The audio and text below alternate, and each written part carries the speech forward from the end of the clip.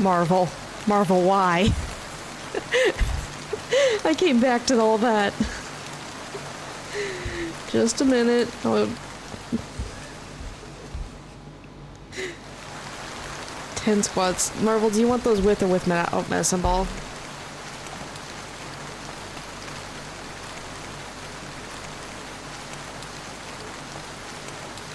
Okay.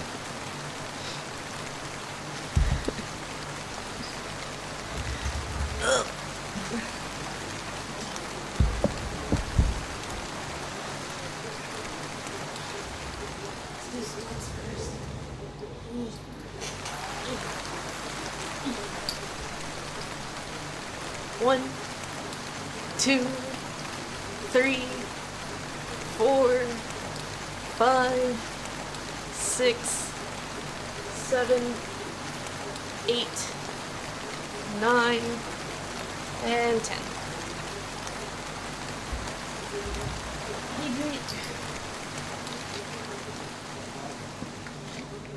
Yes, I must get an exercise whenever I stream.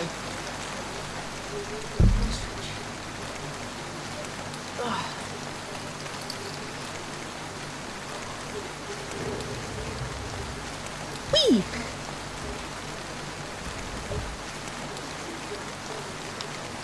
There we go.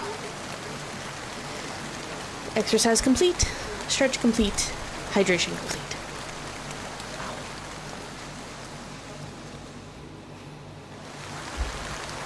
Okay, cool.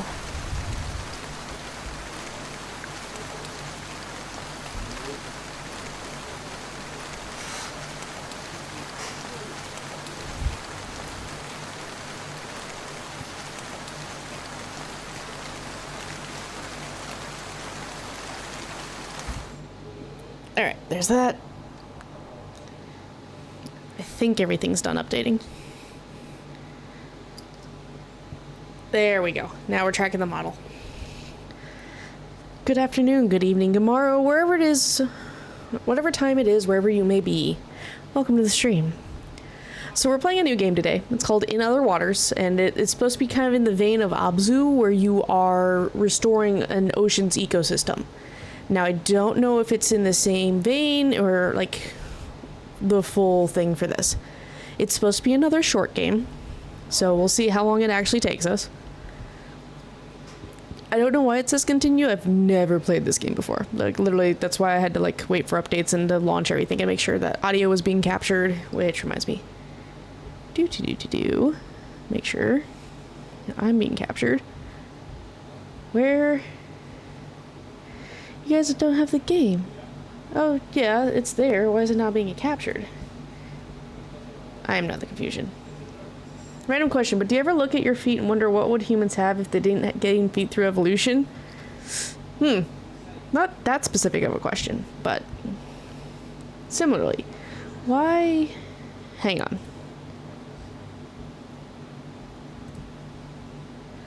Why are we no longer capturing?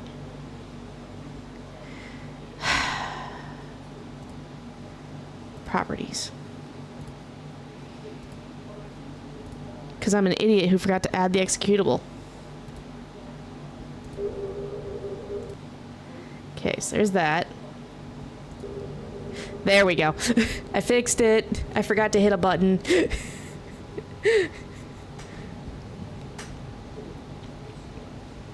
Alright, yeah, now we have a game audio and stuff. Alright, cool. This one does recommend a controller. But no, I haven't really ever thought about that. I would assume that the feet thing is probably like a given with us. I feel like hands are the bigger important thing. Because the whole point of us being very poorly bipedal, but still very bipedal, is the fact that we had hands. I think we all just live in water or have wings or something? Maybe. Maybe. Slot, taxa, and what do you mean taxa? Exoplanet extraction. Oh yeah, we are on an alien planet, so this isn't going to be quite like Abzu where it is fish that we recognize. We'll see how this goes. Fellow Traveler presents. Again, this is the whole, like, Wolf being a field biologist and everything, or studying field biology at one point. This is just kind of where all this obsession for these games comes from. A jump over the age game.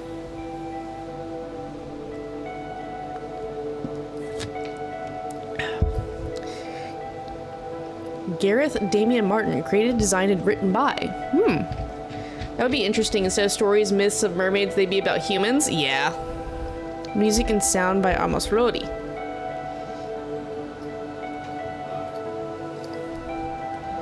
It would be... As much as people love to design human characters who have wings and stuff, realizing the extra muscles we would have to have just for wings and the sheer size that our wings would have to be based upon our current skeletons is insane. Because doing the math for body ratio, because you have to factor in the extra muscle weight and everything, and the extra bone weight, because we don't hollow our bones like birds, our wingspan would have to be at least 20 feet if you're about 5'2". Error detected. What? Please be part of the game. Oh, okay. Rebuilding memory? Am I a robot?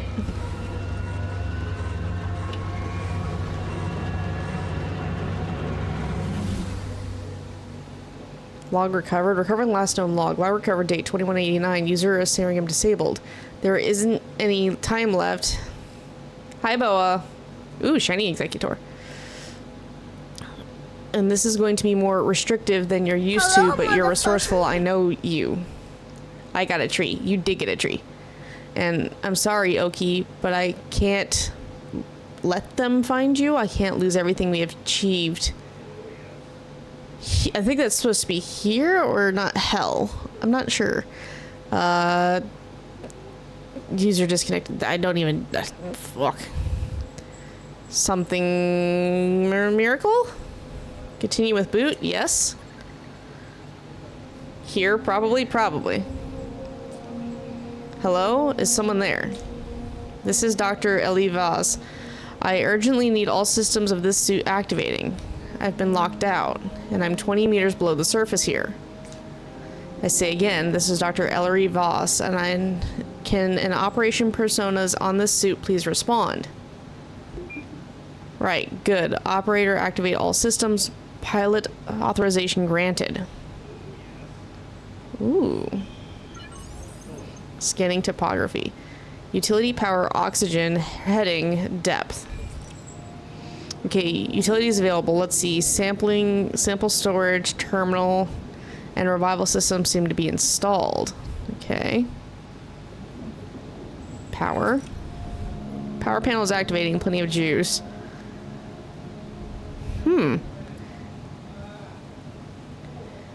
Achieved hell sounds odd without punctuation. Yeah, like, I'm not sure if there was like a hell, like a curse. Like, oxygen panel is up. Rebreather functioning. I'm off reserve oxygen for now. Like, hell, if they were, like, swearing or something, I get that. But at the same time, I'm kind of like, huh? I'm seeing the heading panel come online. Excellent.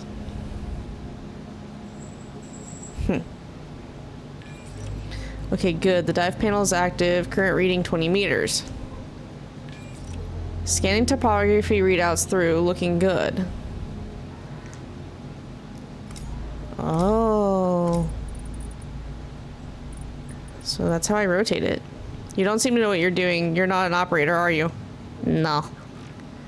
Then what are you? Why are you installed in the suit? Help me out here.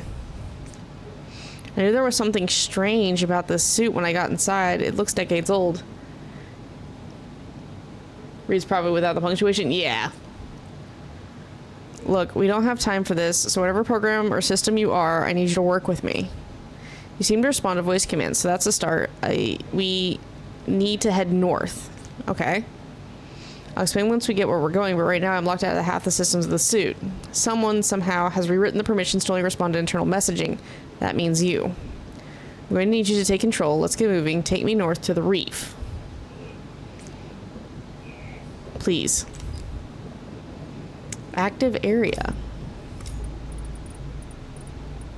So I'm assuming that north is just still north.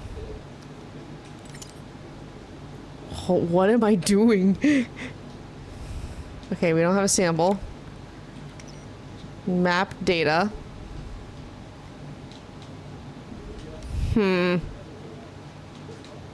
Interesting.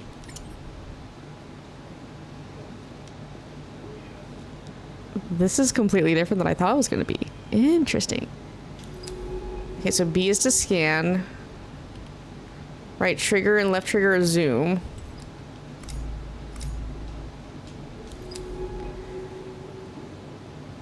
Oh, I see. Southern Gully. Steep rock walls rise above the surface on either side. The floor panel is layered with pale white sand.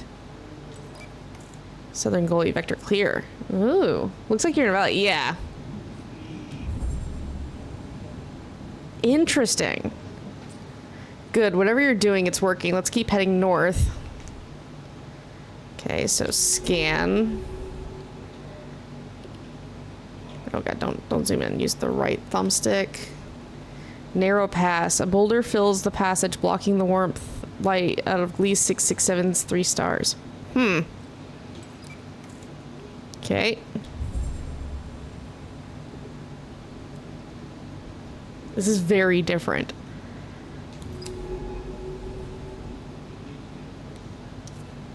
Gully opening. Here the passage opens out. Okay. It is definitely interesting. Ooh, are there fish over here? Soft currents. The softly flowing water is filled with glittering particles of organic matter. Signs of a rich and thriving life all around.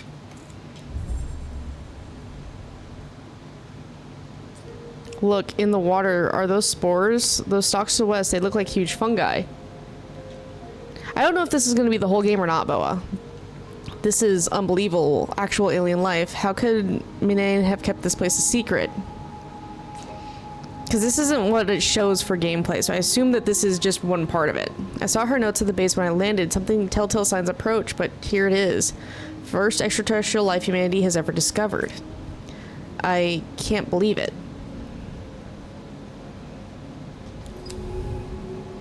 Alright, so now we have 2 options. Strange stalks.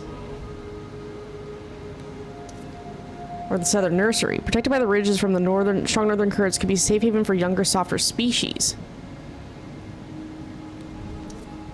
Beds of stalks. Fungal creature made up of a series of stalks and then plates attached to the color rock ranges. How they feed, how they grow, how they communicate. This creature's external membrane appears to be made of layers of chitin, like earth arthropods or fungi. This planet needs to be studied. Keep scanning creatures and I'll keep notes. Alright.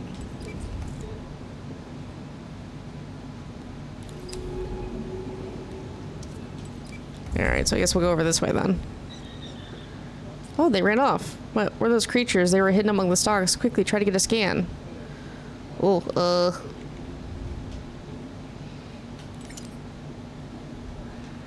No, not that. Crap. Remember. That. Stalk patch. Bed of stalks. Oh, they move. Catch you later, Boa. Shifting hum, perhaps a form of communication between individuals.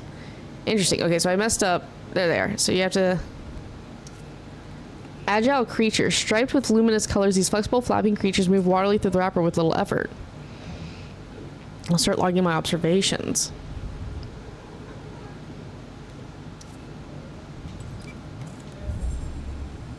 Interesting. These stalks are covered in spores of all sizes. Perhaps we can get a sample of larger ones.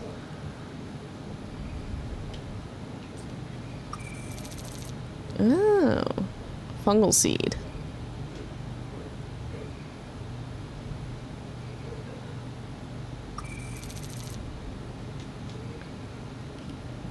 Nope. So now what do I do?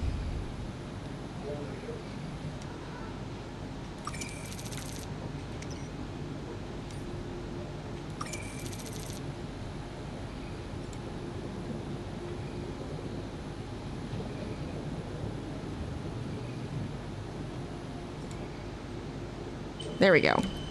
Interesting. We've got one. Biological samples are vital tools for analysis for understanding creatures. Stalk spore. Spore containing a complex cocktail of minerals and compounds.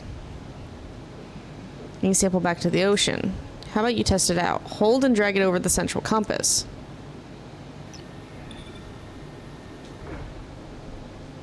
Interesting. Great, that's working as it should. Look, those creatures are coming from the spores. Why these ones in particular, I wonder? Perhaps different spores carry different compounds, each with a specific purpose or message. What do you think? Could the spores be a way of communicating between different colonies? Maybe? It isn't that strange. Fungi on Earth that form networks of exchange. Maybe these stalks do the same. Anyway, sorry, I'm not sure why I... Let's keep moving.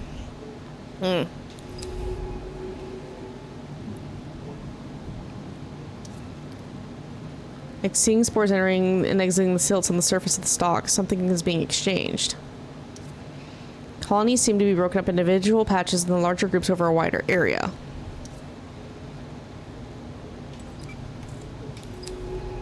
No. Damn it. I want to go to the boulder. Yes. Take us towards the boulder.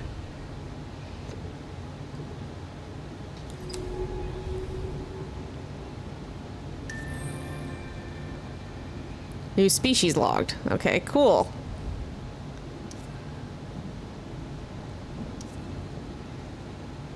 No, come back. Okay. Anyway, we're gonna keep moving.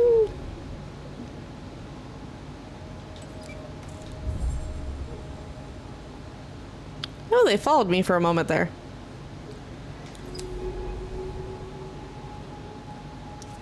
Stock patch. Sample candidate. Okay.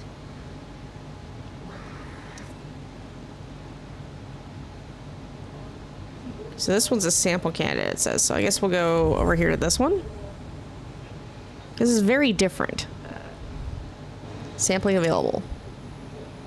Okay, so if I...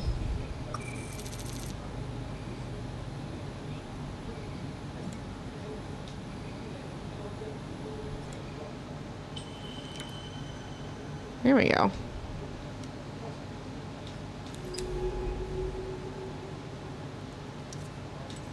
And then we head towards the spore flow. I assume, like, this is kind of weird. Hey, can I ask you something?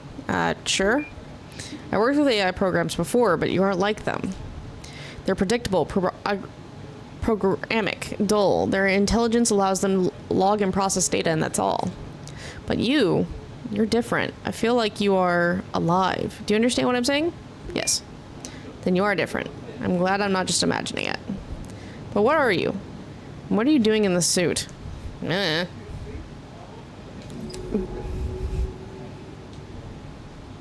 know as much as you do. Northern Current. Okay. She did say we needed... Oh, I guess she, based upon name, needs to head north, so... Okay, we've got two things here.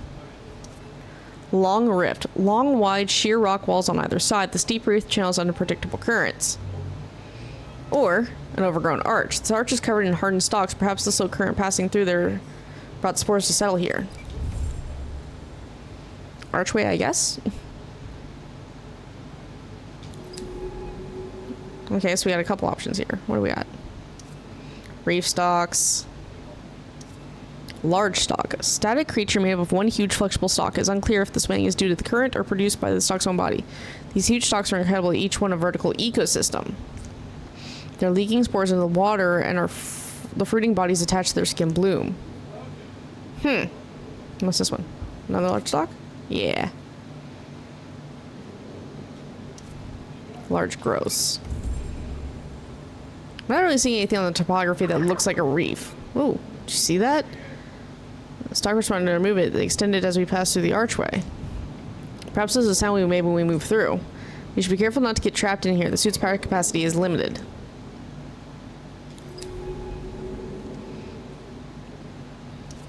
Large stalk. Flexibility use surface of overlapping plates. Feeding grounds. Interesting. Look to the southwest. The stalks are coded calcified, and it looks like a good sample candidate. Gibble.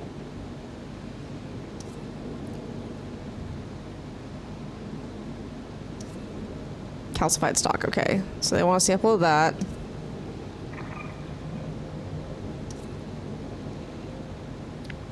The growth gets heavier as we travel north to the stock forest. Something about giving that name makes it feel safer or more familiar. Interesting. So she wants to go over here. And we want a sample of it. So it's here. Sample available. Stock looks dead. Open up the sampling panel and we can extract some of the outer membrane.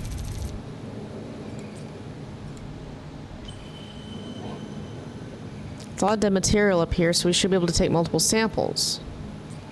Okay, so the chitin appears to be hardened with calcium carbonate that could be useful when we need to boost our power. The suit is able to metabolize organic compounds to produce fuel. Just drag them to the power panel. The suit displays how much oxygen or power each sample can produce. No point wasting important samples. With these, we can keep one sample we can analyze at the base, and the other would look for a power boost. Okay.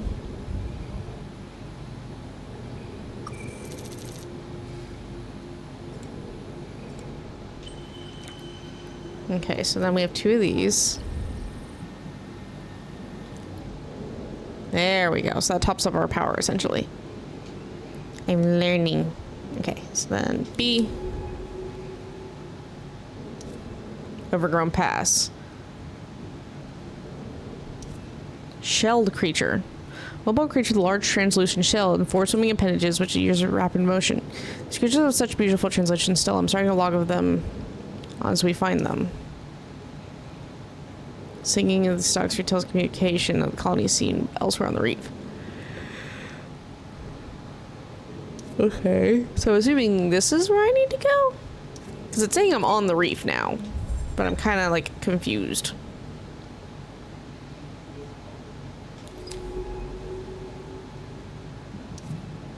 Bear Canyon. These rocks have clear of stalks and other growths. Their absence is a territorial marker just to decide the effects of the conditions of these waters?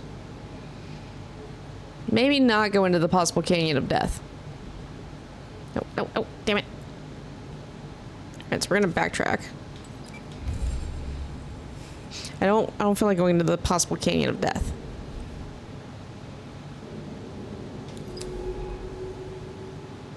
I will scan you, creature. I feel like this thing knows when it's being scanned. There we go.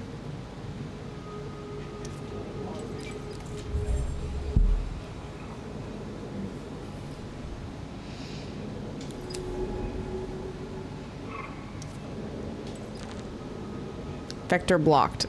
So maybe I do have to go around the other way then if the vector is blocked. Interesting. So if I go here, we do the scan. There's an overgrown pass. I got the shelled creature again.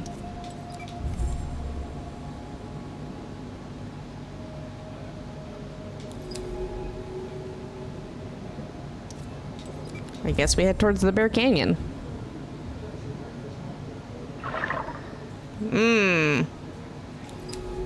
That doesn't seem good. Cavern edge. A large cavern drops down into the reef here. Its entrance is shadowed by surrounding rock. Guess that's where we go?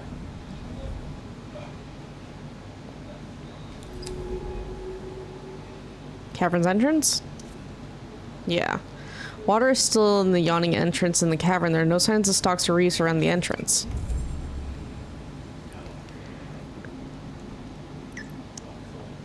I can go deeper. Interesting.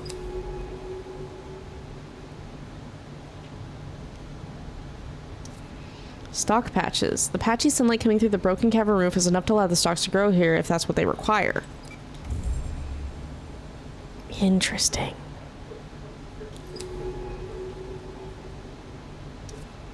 Glittering stalk. Sample candidate. Soft sunlight spills down into a long, thin stalk, stretching towards the light and coating the large, glassy bubbles glittering on its skin. Clogged tunnel. Or a tall stalk. Reef stalks. These tall stalks seem like they're watching over the smaller colonies. I'll start logging notes. Okay. Okay, so there's multiple samples here.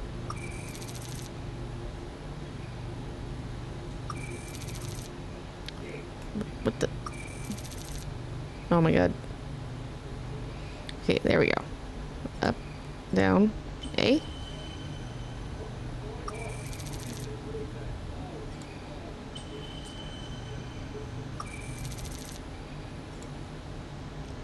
Gaseous bubbles are intriguing. Interesting.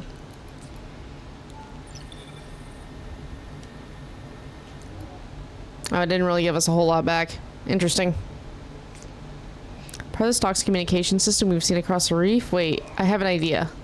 Try deploying one that blocked the tunnel over there. I want to see how the stocks react. Just drag one over.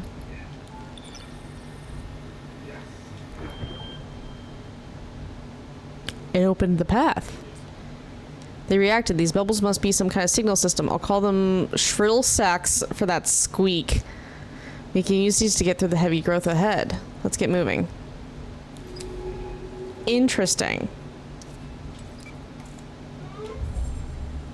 So the tunnel is no longer clogged.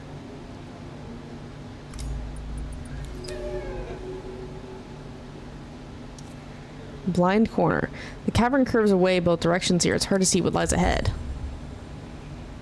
I'm afraid we're going to run out of power soon. So I guess you're wondering where we're heading. Yes. There's a way station just north of here on the finger of this reef. I want to find it. My shuttle touched down just hours ago on a floating research base south. That's where I found this suit. I'm here looking for a Dr. Mine Nemora, chasing a message all the way from Earth. I must sound mad, coming out here to a planet on the tail of Scorpius just to follow a message. Wait, do you know where we are? You do know where we are, don't you? No. But how? We're on Glyces 667cc, a supposedly unremarkable world if it wasn't for all this life. Somehow the exoplanet extraction core must have passed it by. How did Mine know to come here? Is that why she contacted me? To verify her discovery? But then where is she? Look, let's find a way station, then I can start piecing together what's going on. Okay. Thin passage.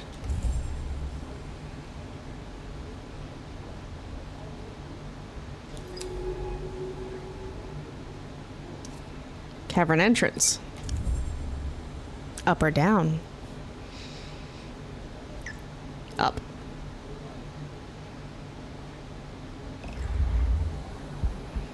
So now we rise, and we're 20 meters.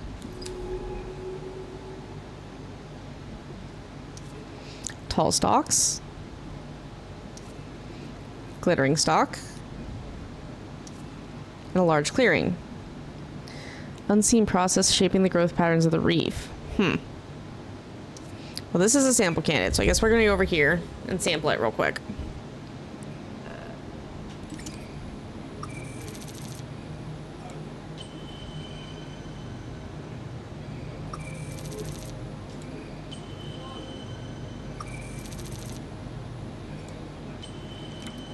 Okay. So we have more of the gaseous sample if I need to clear something. Rock outcrop.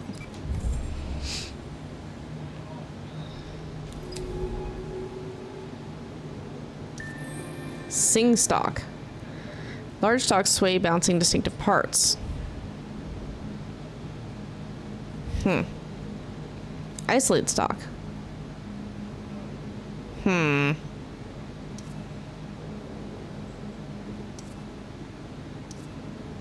Interesting.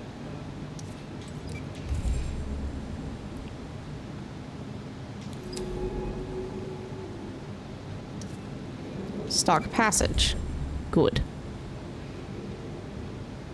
So we're in a dense area again.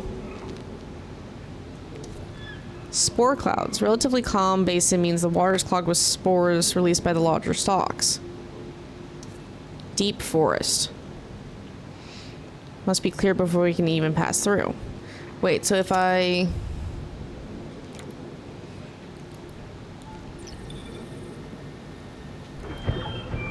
Yes. Rescan. That's now a cleared path. And now we can get through. Interesting. Tall stalk. Another forest clearing. Go ahead and head that way.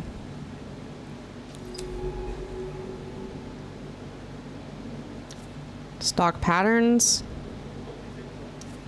Glittering stalks, okay. Kind of low-key waiting to see if that creature comes back.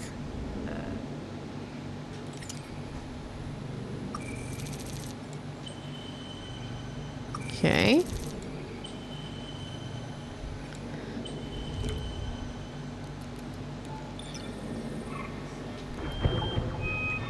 There we go. I'm getting the hang of this, I feel like.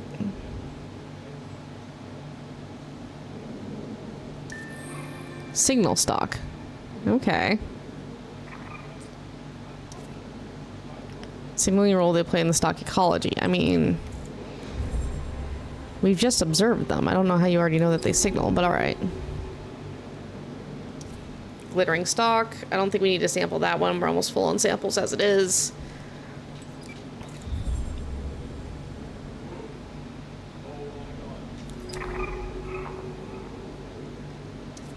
Shelled creature.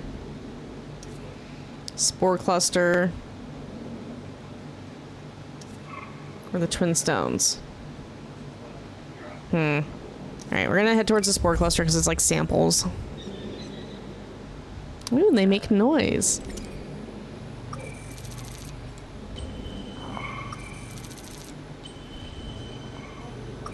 Ooh, we're full.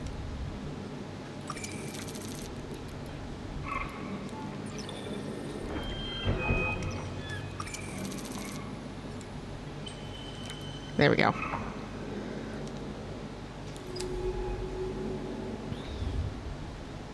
Oh, so close. More agile creature. Okay. Alright, clear path.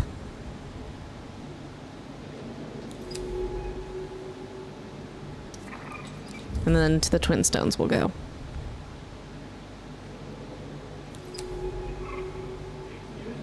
So many more creatures. No, give me the creature. Shelled creature. Shelled creature. Forest edge? Okay. Oh, vector block. Okay, so...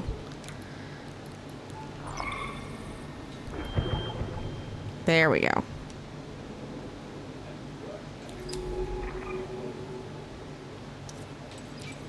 There we go. Now we can do the thing. That's it. We're through. This place is overwhelming. So many new species. This is the Central Reef I saw on Marine's map. Or Minet's map. It's, the shelves flatten out here.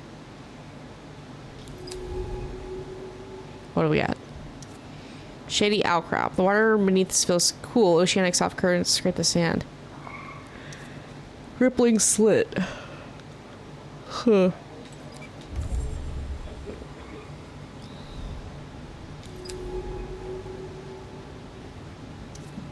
Central Plain.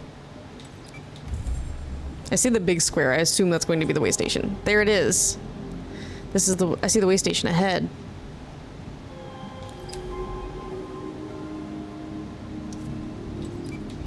Alright.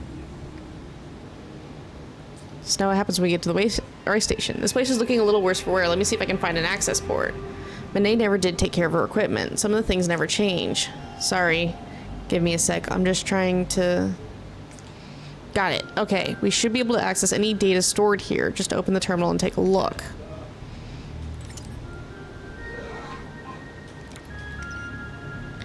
Spoofing user Dr. Minet Nomura. Last access history cleared. Login download? Yes. Sync complete. Data released to pilot console. Logs have been cleared. I expected that given secrecy Minet seems to be operating under. But the map data mentioned something Minet called the Bloom out across the Northern Rift. She's been going back and forth for something there, studying it. A unique species, perhaps? Minet, what were you doing here? Why were you keeping this discovery from the world? From me? I'm talking to myself again, or whatever you are. Sorry, I don't mean... Let's head back to the research base. I need to think. With this way station operational, we can call the base's retrieval drone from the utility panel. The drone will be able to pick us up from anywhere we've got the map data for. Let's head to the base. I've got a lot to figure out. Okay. Connecting. request retrieval. So I wonder if it's going to still be this. Safe mode, restarting, resyncing with Balkios OS, downtime 5.1 hours.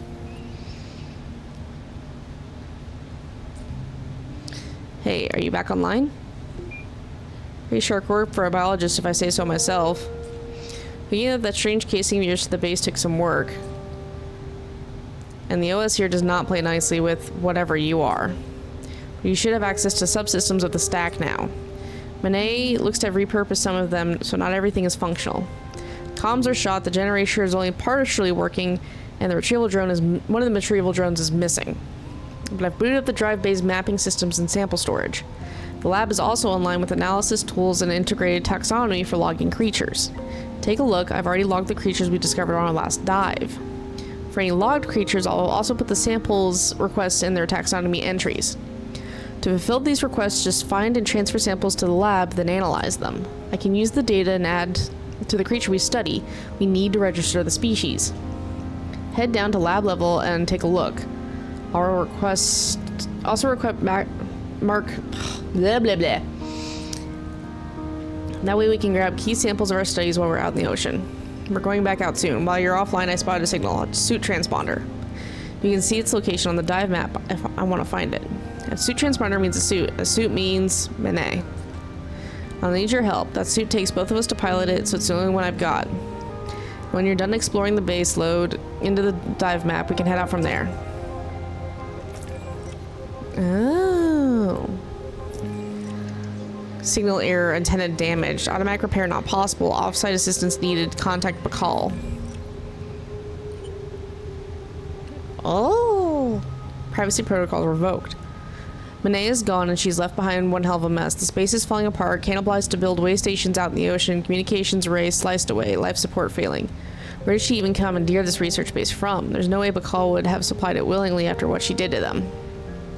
It's giving, like, more mysterious Subnautica vibes. That's what this is giving. Why did she call me out here for? To witness her disappearance, or did she simply want me to encounter, as she did, the impossible life of this ocean? How could it have gone ignored for hundreds of years of exploration and conquest? Huh. Oh. There are too many questions to even begin. All I can do is keep an account of what has happened here, so if I can't answer these questions, someone else might. It'll be weeks, maybe months, until the next ship passes close enough to pick up my shuttle transponder. Until then, I'm alone.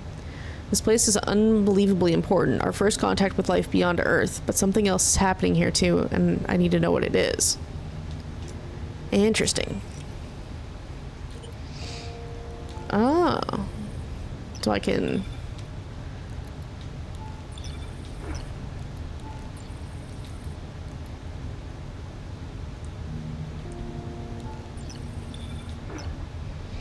Not gonna lie, I wish it wasn't hold and drag over. I wish it was like double tap A to move your samples over.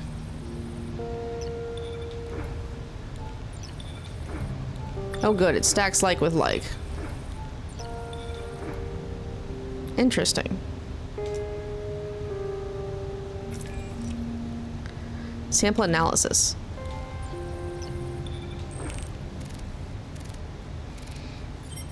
Lab analysis complete. Taxonomy entry updated. Okay.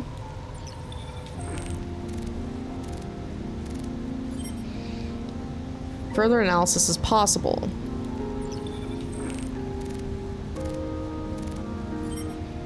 Further analysis possible. Okay, so I probably need something else. Okay.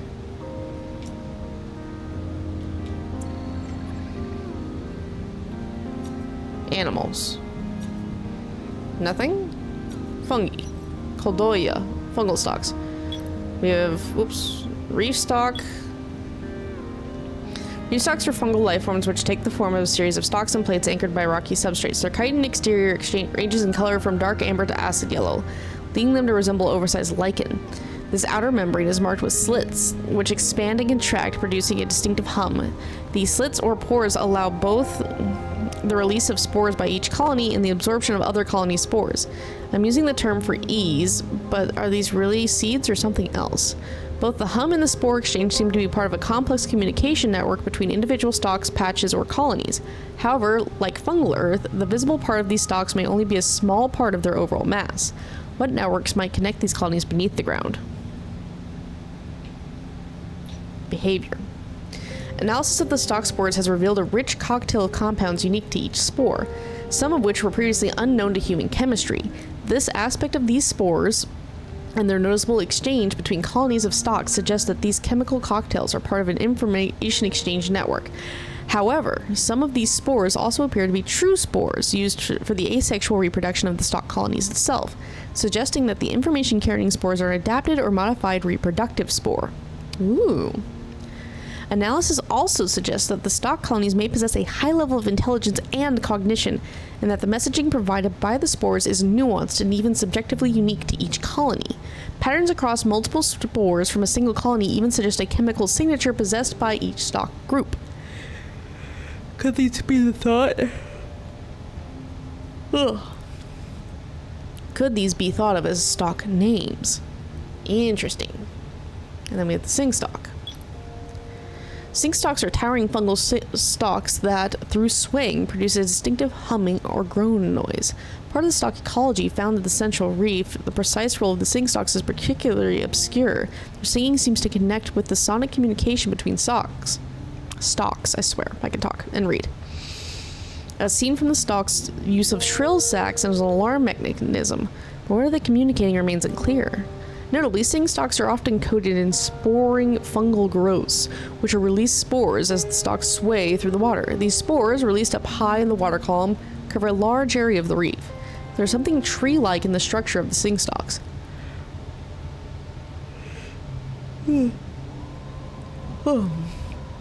So much so that they give the impression of an underwater fungal forest, a strange and yet familiar behavior.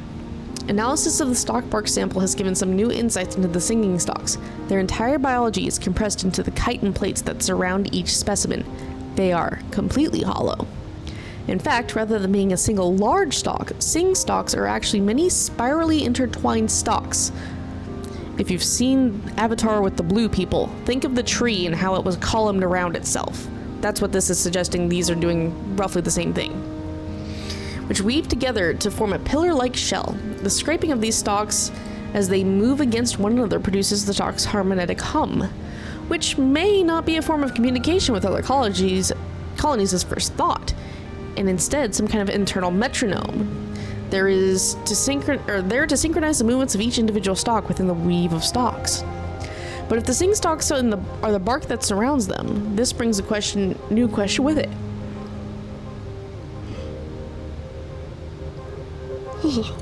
What do they contain? Further analysis is needed. You can tell I worked tonight. Signal stalk. Observations. Signal stalks are tall, thin, bubble-coated stalks which often found beside other stalk colonies. Like the other colloids, the signal stalks have a chitin exterior, but unlike other species, they feature predominant rising pores that allow them to produce large bubbles that I have named shrill sacs. Through this, signal stalks... Drake! What are you doing, Drake? Also, how you been, Drake? It's been a hot minute. We are underwater scientists on an alien planet right now, and I'm reading our research. Shrill sacs. Through this, signal stalks act as protectors of the stalk colonies, their shrill sacs breaching whenever predators approach, resulting in a warning screech that causes the nearby stalks to retract. You're having some brain issues? Oh, bud. I'm up late tonight if you want to talk. Well, I'm up late for me. Weird ones? Never fun. Again, offer still stands. I'm up late for me tonight because I don't work until close tomorrow. This makes them a target for creatures that graze on the stalks. You're experiencing what you think is contentment, and I don't know how to... Dude, it's weird, right? Like, you still feel on edge. Welcome to the fact that your body is finally realizing you don't have to be in fawn, flight, fight, or freeze mode. Your nervous system literally isn't going to know how to handle it for a while, bud.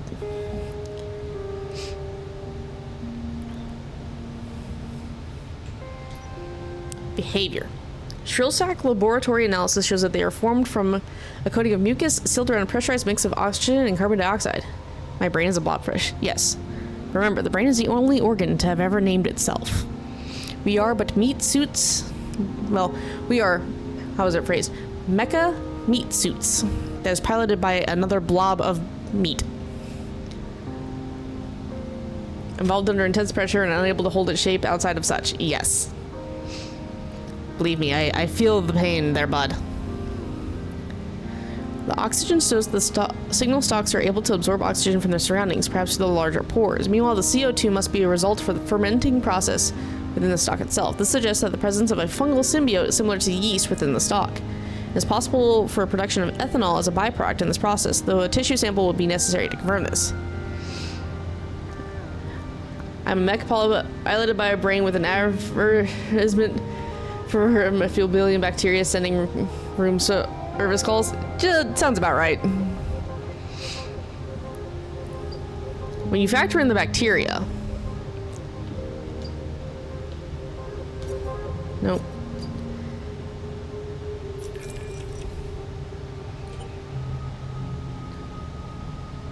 There's nothing new there. Or is it life support? Ooh, the life support's going down. And not in a good way. Twitch, why? What'd Twitch do now? Running at 34% efficiency? Oof. She wasn't kidding when she said this place was trashed.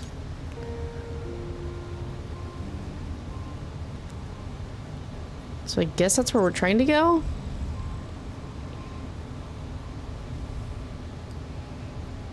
Okay, Wi-Fi's dying, popping later. Alright, Drake. Sounds good.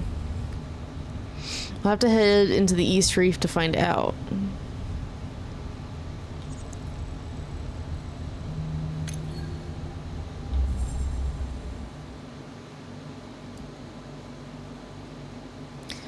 I might do this one for, like, the secondary dive, and then we might just kind of do this one in little spurts.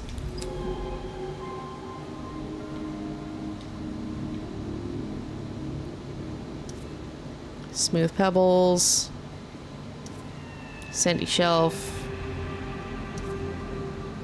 All right. So I always have to find something to latch onto, which is kind of the only weird part about this.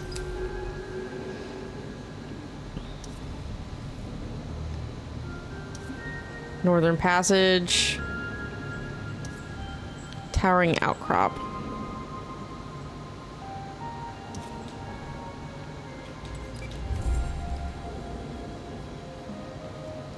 Sitting here looking at this, I'm like, this may not be the best way to go. Protected pass. And the water is very fast moving. This doesn't sound like a good idea, but we're gonna go over here anyway, because I'm curious. I wanna know if death is possible. Unseen deep. I know I need to head east. I'm just curious.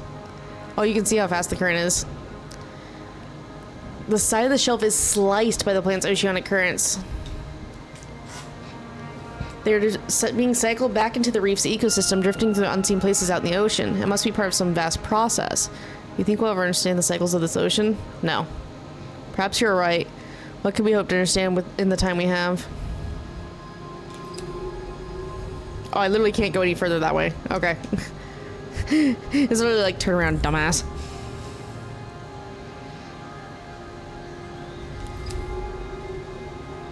Alright, so we have to go here. And then down and around.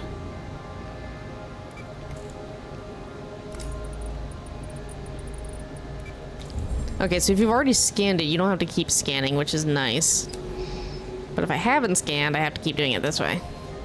Sample candidate. Alright, let's grab some samples. Pinch and grab. Pinch and grab. Pyroblast. Pinch and grab. Cool.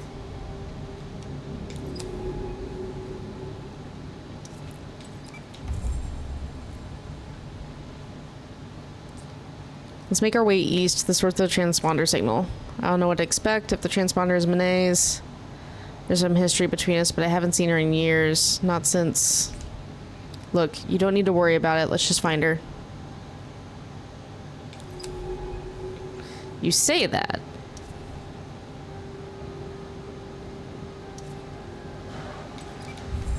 Okay, because we want to head east. There, look, a cave entrance cutting into the side of the rift. Should allow us to bypass the rift, although I'm not sure where we'll emerge. Rift edge or the cave.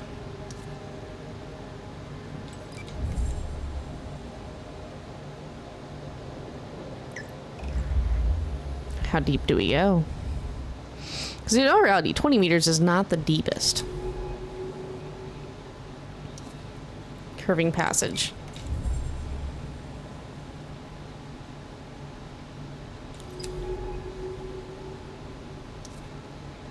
A natural cave. Ooh. Who made the cave?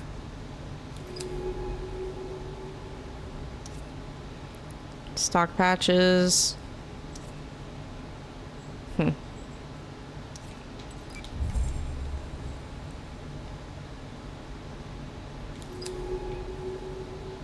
Always scan.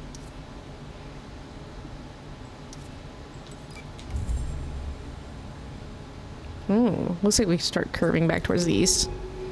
Wonder how the stalks are surviving without sunlight. Maybe they are fed by the forest above. What do you think? I mean, if they're fungi, they're probably feeding on something. It's true, we haven't seen no root system, but I think that doesn't eliminate the possibility.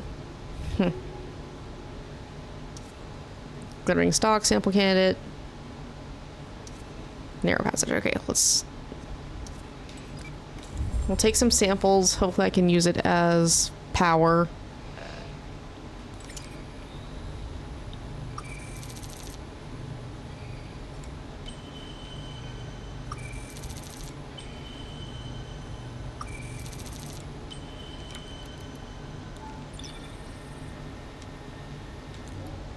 Nope.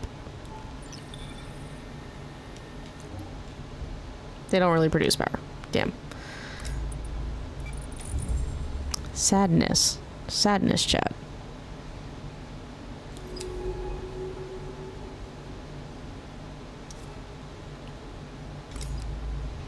Okay, so...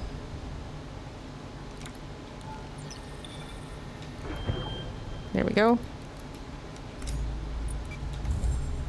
There we go. We're getting there.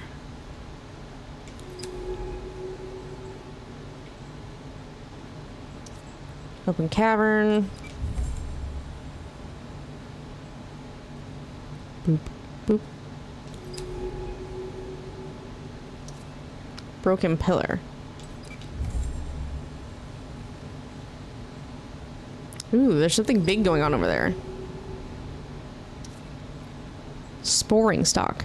These dome stalks are pumping out clouds of short-lived spores. They look like they're oversized mushrooms.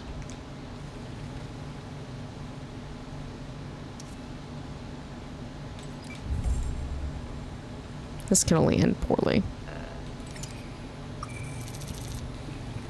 Pinch and grab. Pinch and grab. These spores are different. The stalks seem to be stimulated by them. Could these spores be used to make stalks extend and bring them out of hiding? We should test them on a retracted colony. Okay, well, we don't currently have a retracted colony to test them on, lady, so...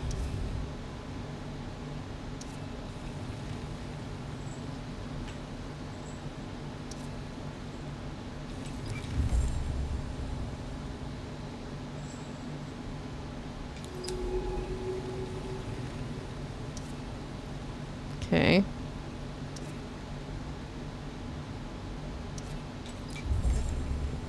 Because I think I see the marker for the retracted one.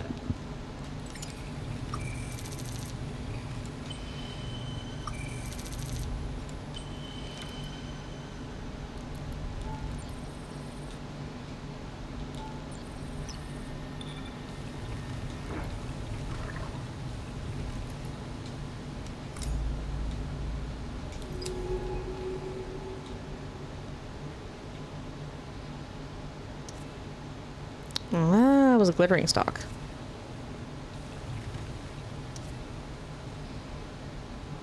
I'm not worried about the glittering stalk right now.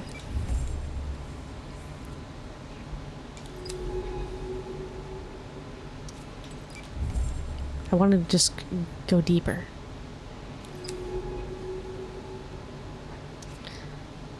Okay, so I need that one. There we go.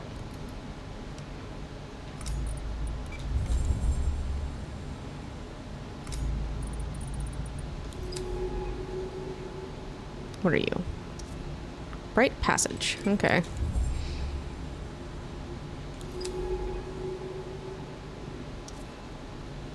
Another sample candidate.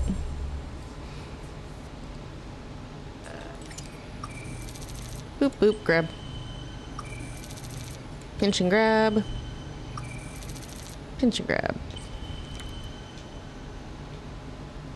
Perhaps we could use them to extend. They would block the current.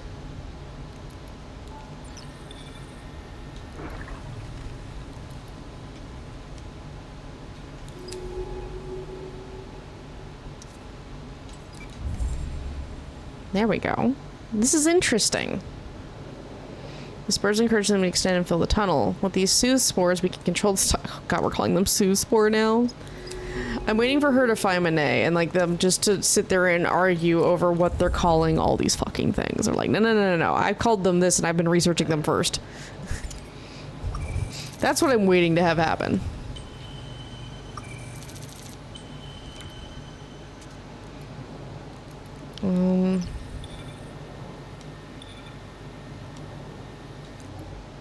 Okay, that gave us a smidge of power back. A little bit better than some of the other stuff we've been dealing with.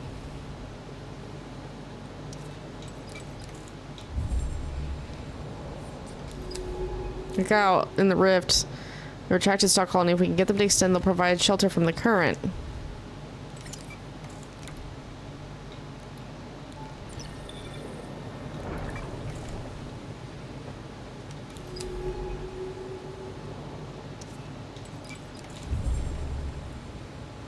Still like only 28 meters down, which is kind of weird to me.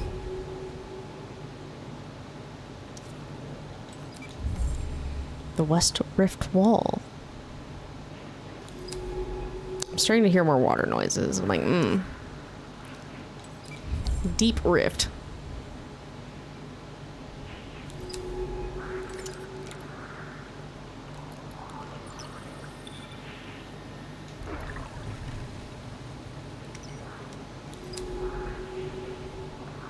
I assume I need to keep extending them.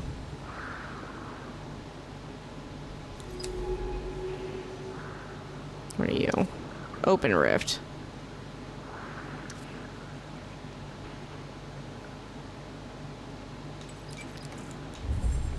I mean, we need to head east, so I assume I need to get out of this rift eventually. Okay, rift cave. There we go. We're getting there, chat. We are across. Thank you, Stocks. Oh, and thank you to you, too.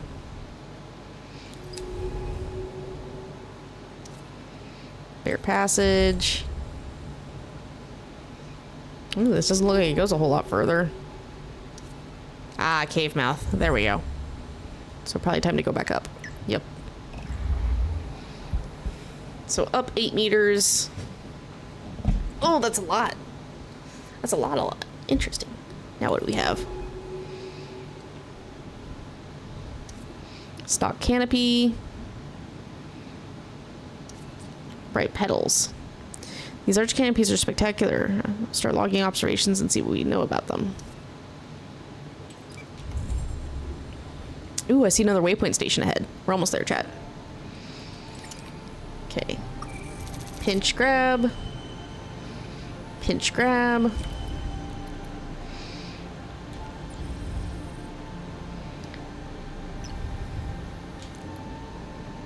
Not much. Okay, well.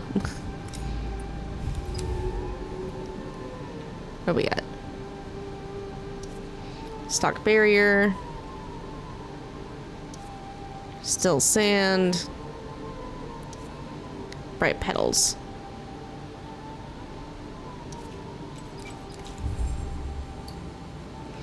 There we go. What do we got? Broken Gully. More bright petals. These are pulsating. Stock canopy.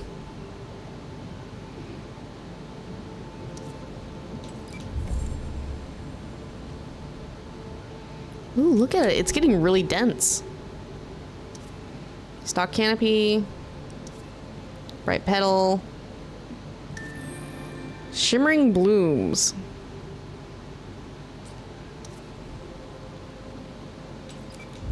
Sample candidate. Okay. I sees you. Yeah, not quite. No. There we go. Bright pollen.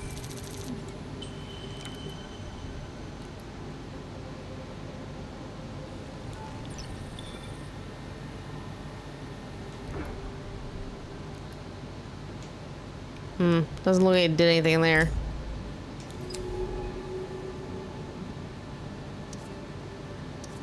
Stock canopy. Reef cap. Domed mushroom-like stalks, which appear to be support struggling stalks with supply of special spores.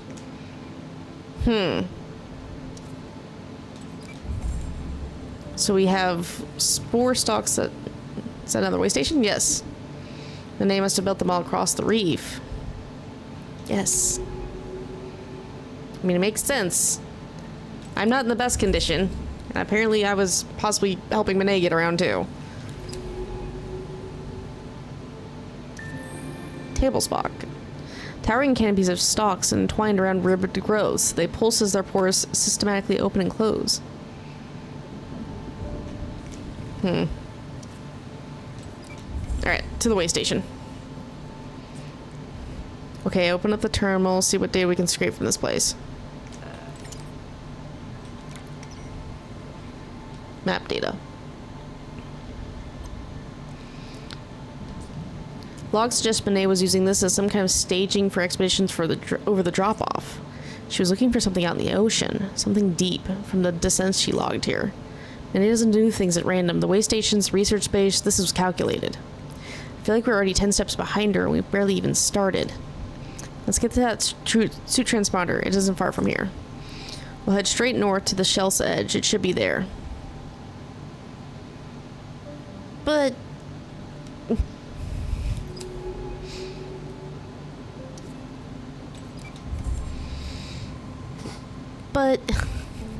we're low on power.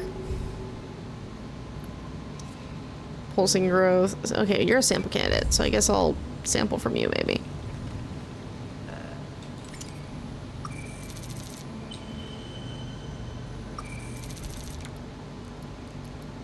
Okay, I'm gonna take you.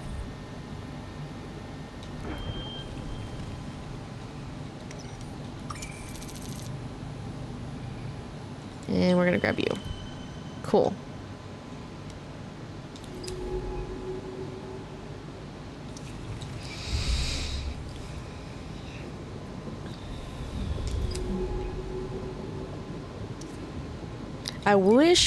I don't know if there's a way to do it right now, obviously, because we're brand new to this game, but I wish there was a way to zoom out a little bit more, just so I knew where I was aiming for. Vector blocked. Okay, I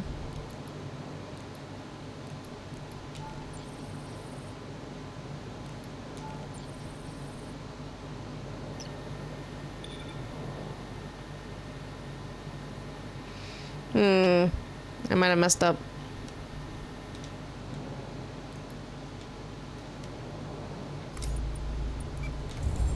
We're gonna backtrack a bit.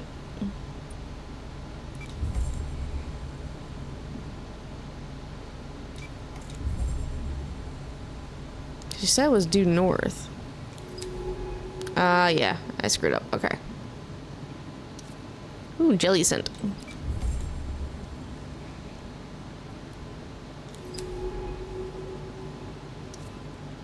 Exposed clearing. Okay.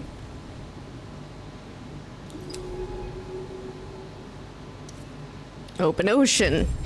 I see something at the edge. Is that the suit?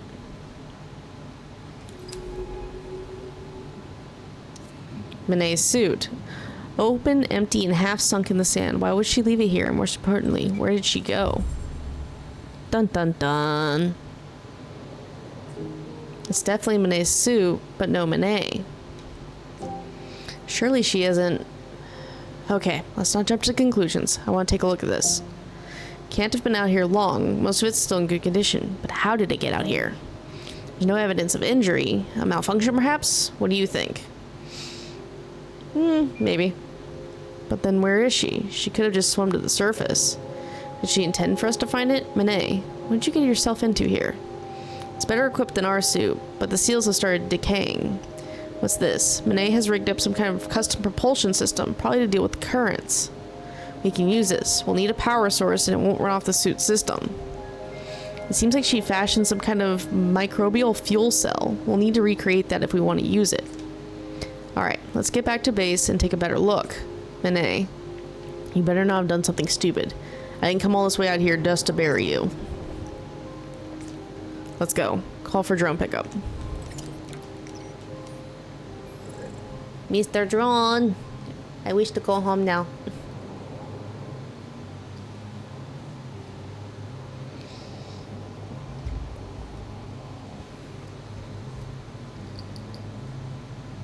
I might have to turn on the other light behind me.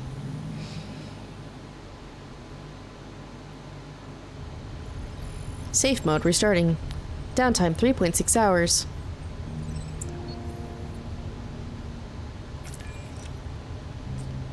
Back with me?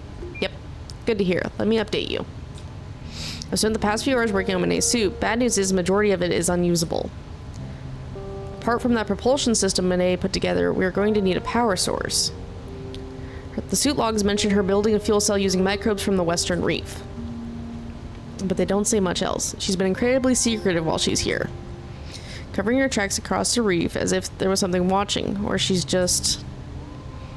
I don't know. The Monet I knew was tricky, complicated, but not paranoid. Either way, if we want to recreate her propulsion system, we're gonna need those microbes. When you're ready, let's head to the Western Stock Forest and see what we can find.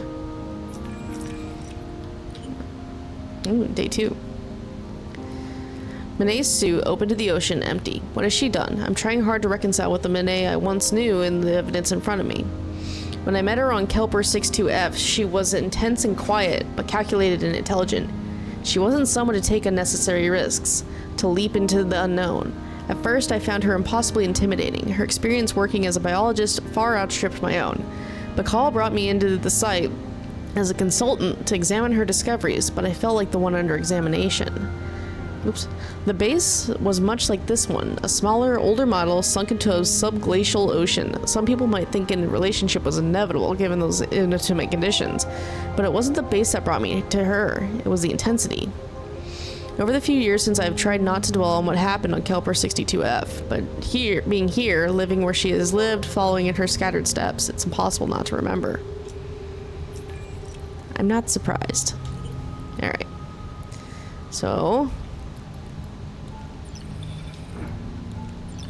let's deposit everything.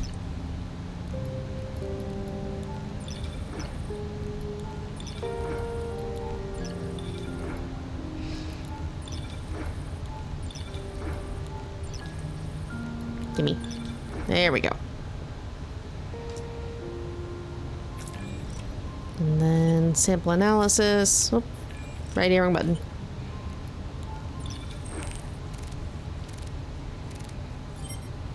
Alright. Shimmer looms have been updated. Cool. Okay, all taxonomy has been logged on that one. Further analysis possible. Now, I don't know if this means I have to scan it more times or what, because it doesn't go down on number.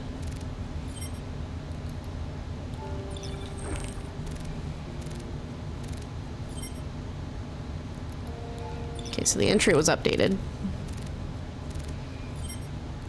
Okay.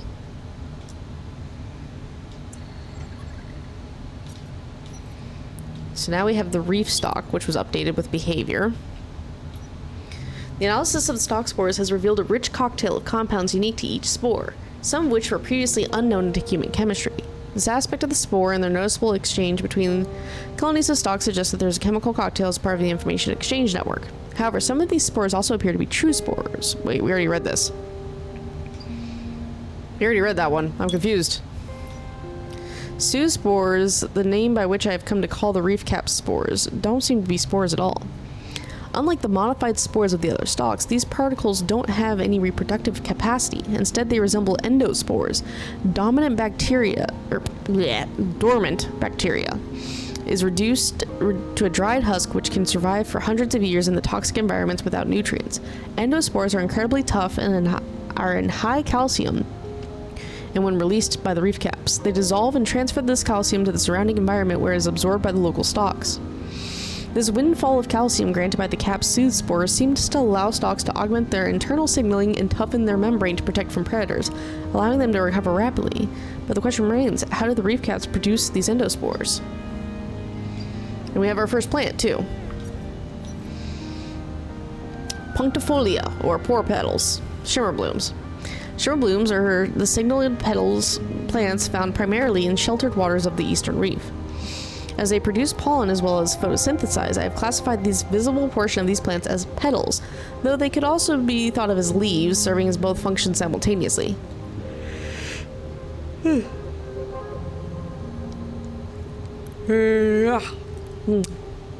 Sorry. Shimmer blooms can be green like most terrestrial plants, however they can also be found in yellow, red, purple, and color. The image of a patch of blooms is a beautiful one, and they shift in the soft currents they often seem to shimmer. The lower part of their single petal features many small stamens, which produce a fluffy, clumped pollen. Analysis of this pollen may provide some insight into their life cycle. Behavior. Laboratory analysis of the shimmer bloom pollen reveals it to be a heavy, sticky substance atypical of a waterborne distribution system.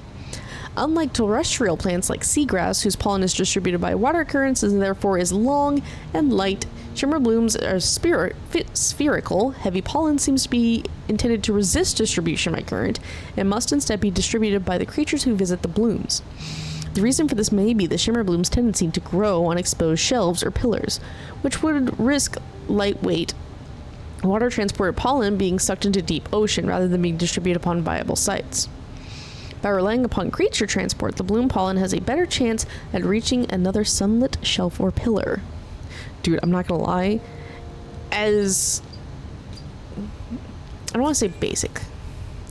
As good, like as interesting as this game mechanic is of diving and everything and us being a suit per se, and just kind of like a little AI component, I love the detail that we're seeing on this.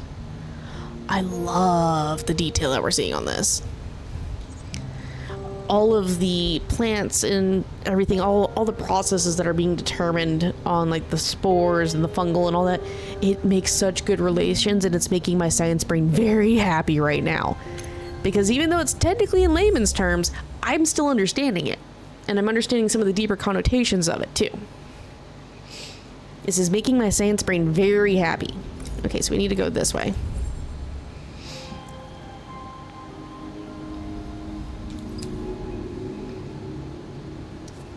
Metal debris. Why is there metal debris out here?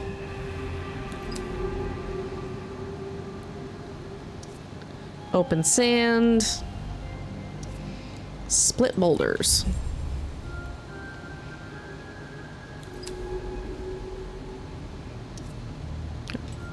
I'm mainly just trying to get where we're going on this one, because we need the microbials for the propulsion system. Glittering stock sample candidate.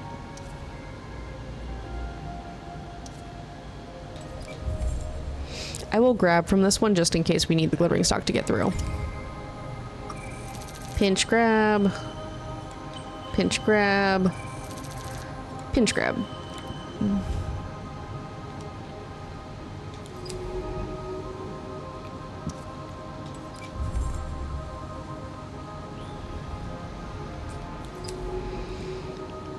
Only occurs in the stock forest. we can find 4 healthy colonies, it will make ideal basis for the propulsion system of the fused cells.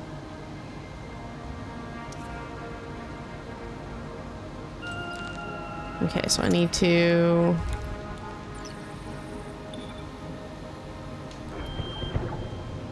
There we go.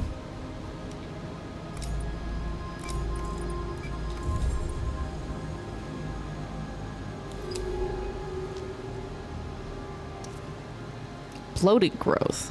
Interesting. The bloated growth is new. I've started logging data. Wait, what are those strange inflated stalks? They look like sporing growths we've seen in eastern caves, but there's something wrong with them. We need to break them open somehow. We can sample the microbial colony inside. What? I don't...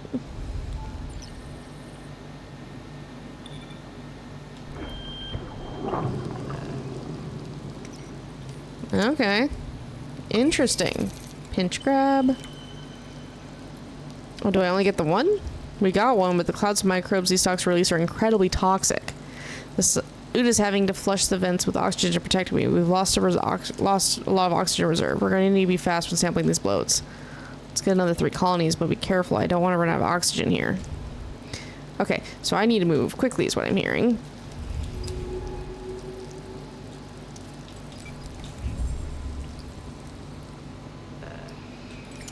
Okay, so I can get some more glittering stock.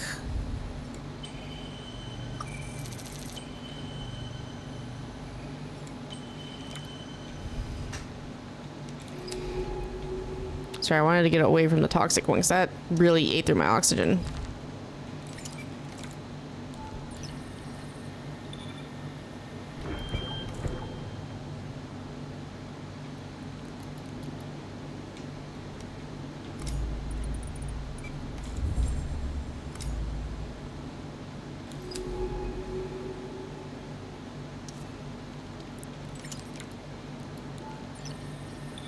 Man, they really want me to...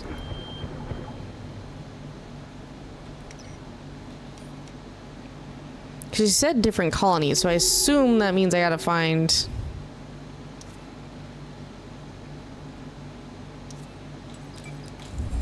like, different ones that we can use the shrill shocks on.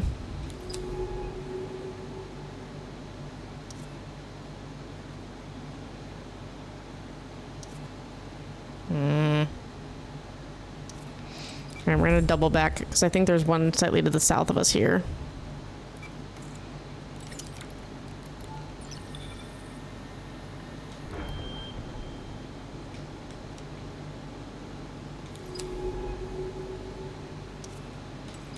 Yeah, there we go. Because now I can see the other one. I just gotta find another glimmering stalk. Thin passage. Okay, so there's a glittering stalk right there, so we'll hit that one up first. So we're almost out already.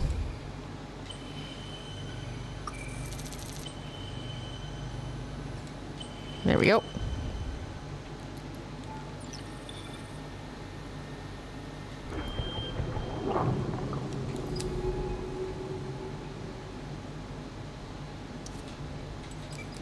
Yeah, no, we gotta do this quickly. Cool, cool.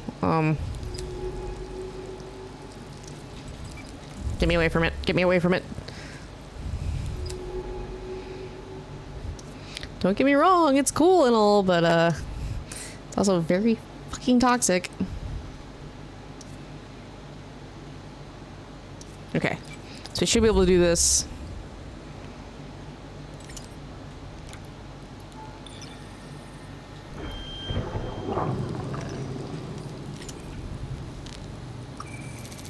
Pinch and grab. Cool. I'm just gonna back away for a second.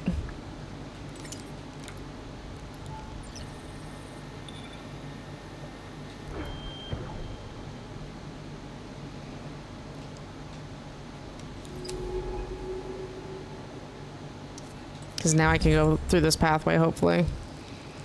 Yeah, I know.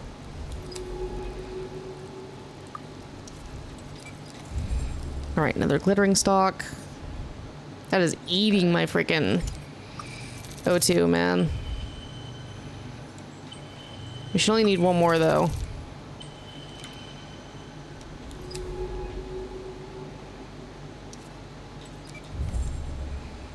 There's one more. Okay, cool.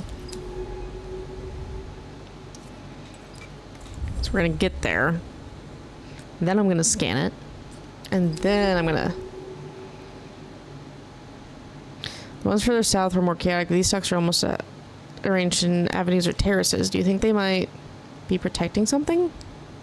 Maybe. But what could they be fortifying with all these disease bloats? I don't know, hon. You're the scientist. I'm just the AI, apparently.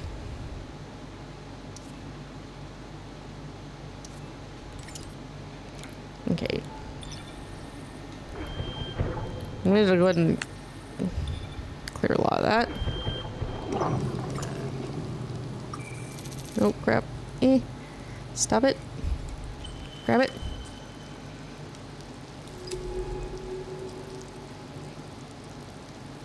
Just get me away from the thing killing my oxygen. Where this infection comes from, the stock's going to be struggling to deal with it. Or is this just part of their expected life cycle? What do you think? I agree. This feels like a rare event. An epidemic, perhaps? But what's the source? Either way, let's bring these back to the base as soon as we can. We can analyze samples there, call in the pickup.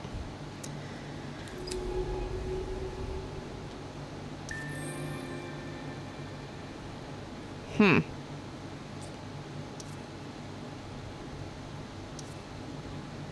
going to call them reef bloats. Alright, well, let's just have the little drone pick us up, because, while we could stay out longer, I don't know if that's going to work in our favor or not. Downtime 4.2 hours. Got it, the toxicity did some damage. Alright, so... Hey, you ready to get back to work? Great. I've had a productive few hours. I've been working on that propulsion system. I've used those 4 microbial samples to grow a new colony within the lab. I then transferred to a secure containment capsule, all nice and snug. I followed what I could from Renee's notes on building a microbial fuel cell. It's all loaded into the suit, the MFC fed directly from our reserve oxygen supply. Now we just need to take the suit out for a drive to test it. It's going to take plenty of oxygen to fuel the colony, so bring any samples that'll help out. But make sure not to take any that we haven't put through analysis at low level first. I don't want to burn through hours of research just to get a power burst. This propulsion system will let us pass through strong currents and move more quickly. We should be able to cut that rift north of the way station and see what the bloom finally is. Ready when you are.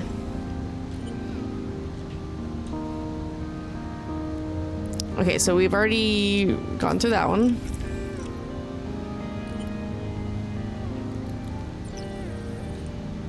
No.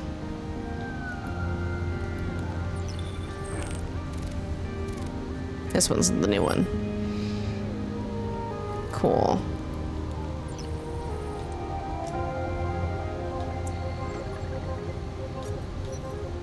Reef bloat.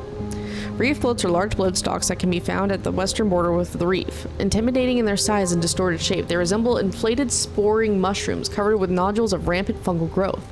Their membrane, which is stretched by the bloating process an almost translucent sheen, is darker than a typical stalk, making the stalks themselves seem a shade of sickly orange.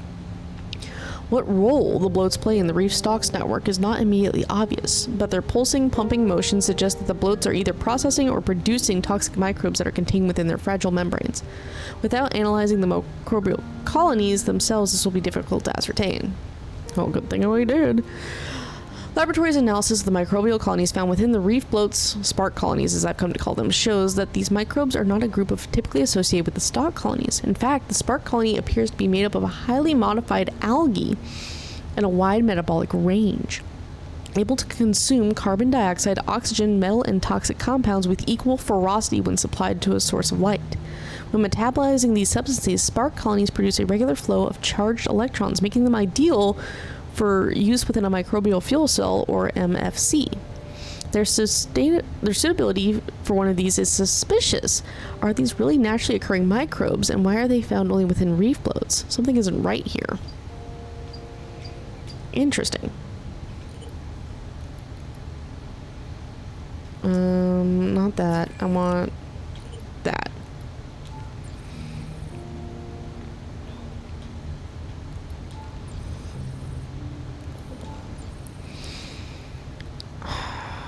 I don't...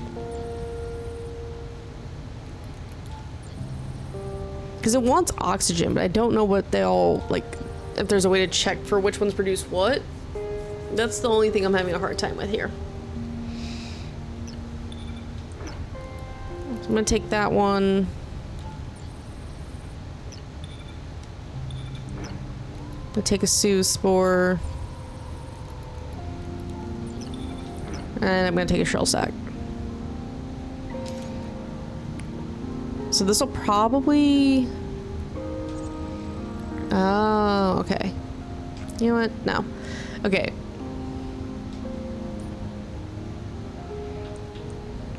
I feel like we are going to save and quit out of this for right now, because I know it's only been an hour and a half, but we're probably going to swap over to some Pokemon for a bit. Your girl is tired, but I don't quite want to, like, give up on In Other Waters. So, we've tested a little bit. We'll probably keep playing it here a little bit later. But I think we're going to swap over and do a couple outbreaks in Scarlet, because I haven't done outbreaks in a hot minute. So give me a quick BRB and we'll be right back.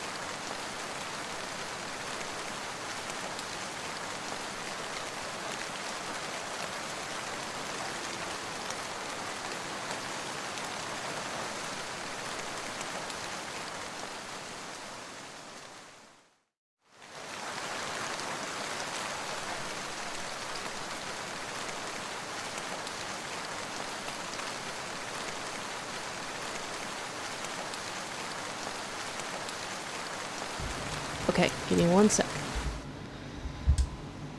I gotta refresh Elgato's capture.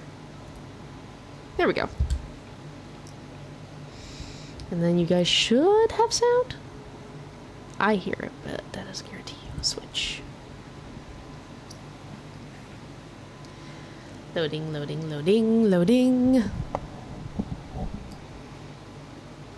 Yep, okay, cool. I has it fixed. Alright, what do we have for outbreaks today? I haven't checked outbreaks. Ooh, Cub Chew, Crab Brawler, which I need because I have Crab Abominal, but not Crab Brawler. So there's 2 new ones, possibly. Don't need Psyduck. I think I need the male one of you, not the female. Still need Young Goose and, crap. Gumshoes. Forgot what the fuck it was called. So Paldea itself's looking good. Don't need Bellsprout line. That one's done. Have Cramorant. So nothing good in Kitakami. What about the Terrarium? Pyroar female. Smeargle we have. Horsey we have the entire line. So it's looking like it's just going to be Paldea, which I'm fine with because then we can either swap to Violet or we can go to Sword, depending. Because Sword, I've been doing Poplio eggs. I'm 8 boxes deep with no luck on shiny Poplio. I have 1 from an outbreak in this game. And that's it. I'm just like, oh god, I still need 2 more for that bastard.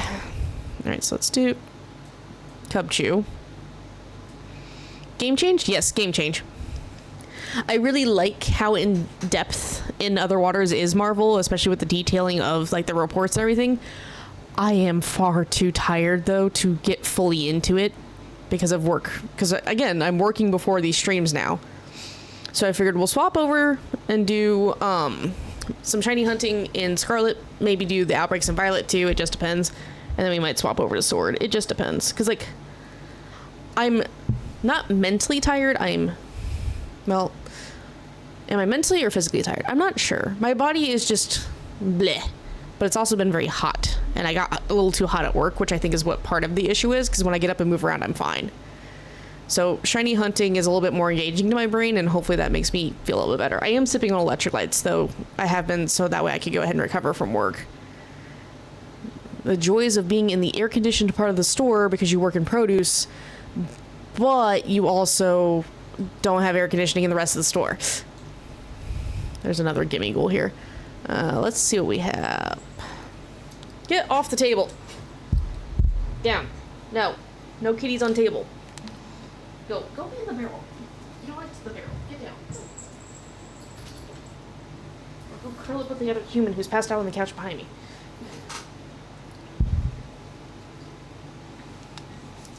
There we go. I did update the game and the title on the stream itself. Okay, I need probably Emboar. Sorry. Remember, I had electrolytes I needed to be sipping on. Oh, yeah, also. There we go. Now I'm not cursed and just dead staring you in the face.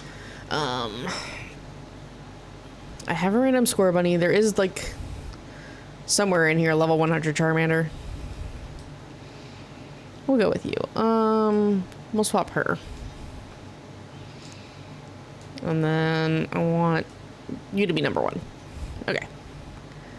Technically, the Primeape also has the advantage that I need here, but eh.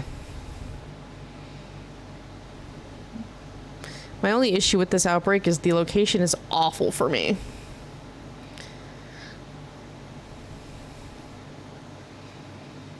So I'll have to find a good spot to stand for certain spawns. Ooh, Masherna in chat. But yeah, in Sword in my free time, I've been doing Snom / Aruma, the little baby long neck encounters, as well as Poplio eggs right outside of the Dynamax Adventure area. And then I've been doing some Dynamax Adventures, but man, trying to do them solo with the bots is just, it's painful.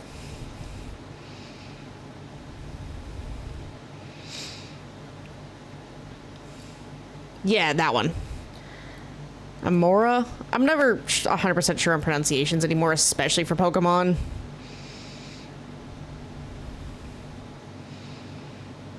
This is a lot of Bronzong.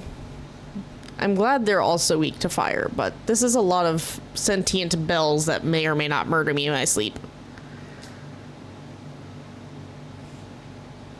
Also, you're gonna have to bear with me while I mismash buttons a lot because I just swapped from the 360 to the actual Switch controller. Where is this other Gimme Ghoul? I don't want to listen to him for the next 20 minutes. There he is. Come here, you little bastard. Give me your money. Mainly because I don't want to hear you sit there making that noise. Burr, burr. Why is there a flamingo up here, by the way? Oh yeah, so yesterday I actually had a day off. Like, I just got lucky and actually had the holiday off. And partner, because it's a holiday, had the day off. So instead of sitting around the house, I think it's pronounced like that. Most of my Pokemon name knowledge, like most people, comes from the show. Yeah, I mean, we know the show and the movies aren't always the most accurate either. See the whole argument for Arceus, Arceus, or Arceus. Because pretty much all of them have been used in one movie or another. But we had the day off. And you know what I did, chat? We went to the zoo. We went to the Nuremberg Zoo, and it was actually a really good zoo. Arceus? Hey, I've heard it a couple times, alright? I say Arceus. But, again, he's apparently got 3 to 4 pronunciations for his name, and no one can agree on which one's the right one, not even Pokemon themselves.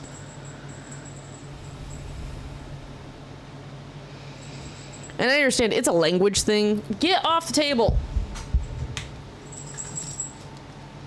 Go lay with the other human and get off the table away from my freshly fixed GameCube. Bucket. Or no, bucket cat.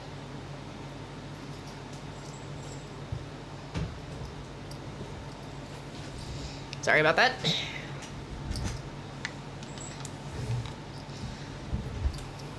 I may not be able to hear much with these headphones on, but I definitely still know when she jumps on the freaking table next to me with the printer. It wouldn't be bad, but she wants to get behind the printer and partially behind my monitors to get to the window. It's like, you have access to every other window in this house to look out and, like, spy on the neighbors with. You don't need access to the one that's behind my computer monitors, ma'am. Cubchoo spawns are being eaten by all the other spawns. I don't like this. I'm gonna have to do murders again and everything, aren't I? Survey says yes. Alright, Embor. Commit murders. Just murder anything and everything, including the Cubchoos. Don't tell me no. She don't have no freaking bronze hammer. Honestly, I just say Arceus or Arceus. When I say the name, I don't switch between the pronunciations. I'll just say the word or then... The other way to say it? Yeah, I feel that. Like I said, it's a lot. Sorry, I'm also having to keep an eye on Livy. Because she's being Mischief right now. And Mischief Kitty is annoying Kitty. Because Mischief Kitty breaks shit.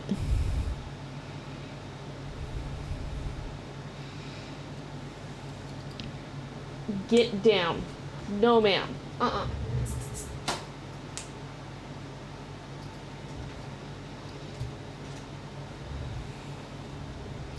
I might have to walk this cat upstairs and, like, throw her on the bed so she'll sleep on the bed while I'm down here. Because partner is currently allowed to take his allotted nap before he has to go back into work. So he's just passed out on the couch. What, Squeaky baby? I hear Nova upstairs. What, Nova? But yes, we went to the zoo. It was a very nice zoo. They have a lot of, like, double backing paths and trails, so you can go from one side of an exhibit to the other side. For US yesterday, because it wasn't a German holiday, it was a US holiday, it was Juneteenth, which is the celebration of the official freeing of the slaves in Texas. Like, it was the actual, like, day of the Emancipation Proclamation. And one woman who goes by Miss Opal, who's still alive, has been advocating for this to be a federal holiday for 40 years and finally saw her goal achieved, I think, back in 2021. Although it wasn't officially observed in 2021 because they made the decision the day after it, which means a lot of federal employees worked, which meant it was a headache for anyone who did payroll because they now had to scramble to adjust everyone's time cards to reflect holiday pay, even when they would normally have the day off because we didn't know it was a holiday. Fun times. You want to see a building full of EPA employees freak out? Add a random holiday after the day after said holiday was supposed to happen.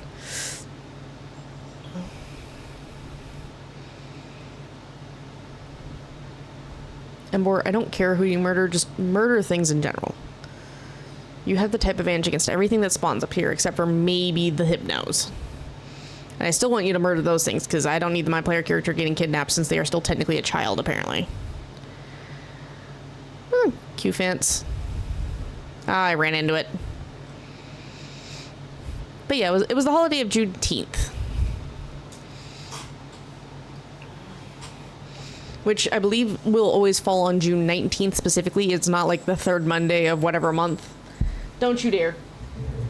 Don't come running over here like you're gonna jump up on that. Stop being a menace. I keep forgetting that Juneteenth is a day. I don't look at calendars much. Well, valid, and like I said, it only became an official federal holiday that was recognized like 3 years ago. It was something that was always mentioned on a calendar, but it was never observed, if that makes sense. Like, it wasn't an official federal holiday. And now it's no longer just a word on a calendar at random, it's an actual official federal holiday. So most employees have the day off, or if you're like me and work in customer service, yeah, you still work that day, but you get paid double.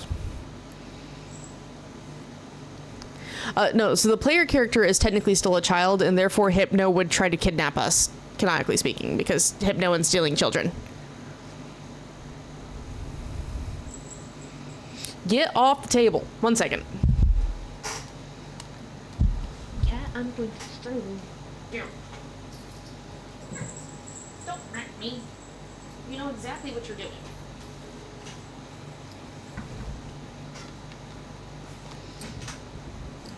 Sorry, Levy is determined and in full brat mode.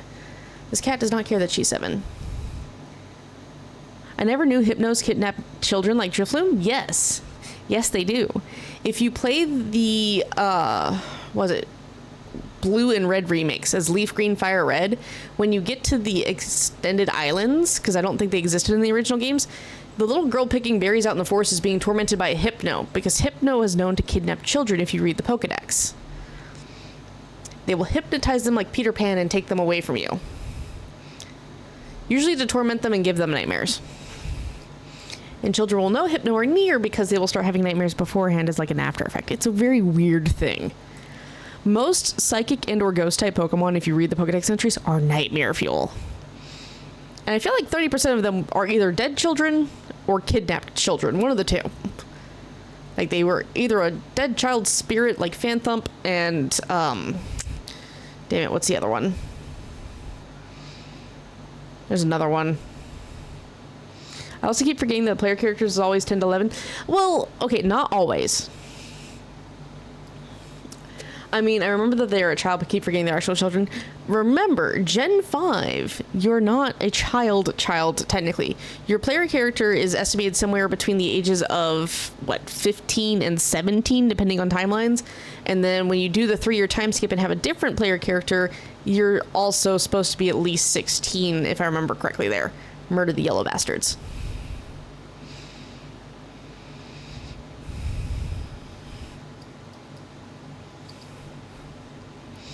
So that was like one of the reasons why Gen 5 is kind of like nostalgically loved, was it was one of the few times where the player character was actually older. Not much, but you know, enough. Give me a Pokemon game where I'm like 25 and running around and already have life experience and I just started my Pokemon journey really late. I don't care if it's canonical that I lost a job and I just said, screw it, I'm going to be a Pokemon trainer. Just give it to me, Pokemon. Or give me a cozy farming, like, not farming, but give me like a cozy Pokemon simulator, you know? It's just me and my Pokemon chilling. I want a darker Pokemon game where you play as an adult. Yes. Make me fucking Team Rocket. Please. Give me the challenge of being the Team Rocket girl. I know there's a fucking like roguelite, or not a roguelite of it, but like a fan-made game of it, but man, just give me the official one, Pokemon. Do it. They'll never do it, but still, I can beg. I can't remember if their snot is supposed to be green or purple when it's shiny. I just know it's a different color.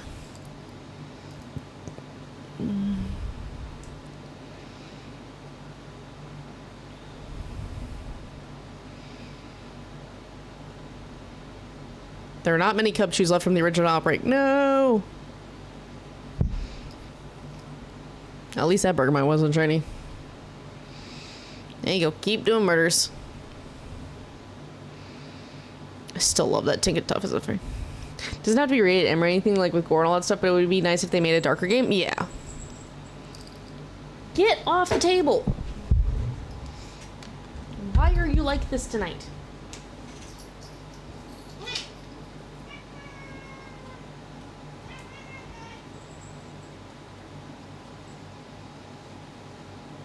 Mischief. Stop it. I'm streaming.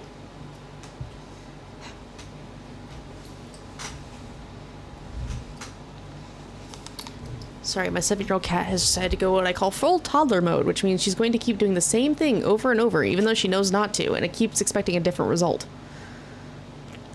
We're not going to parallel that with what I'm doing in Pokemon right now.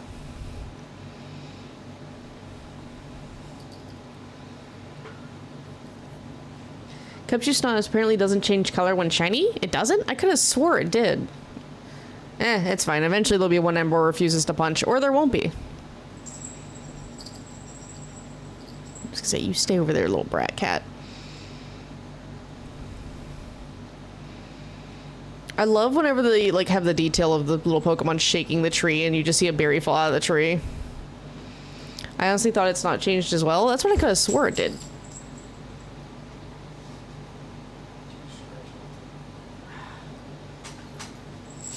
Well, she's being a terror in general right now.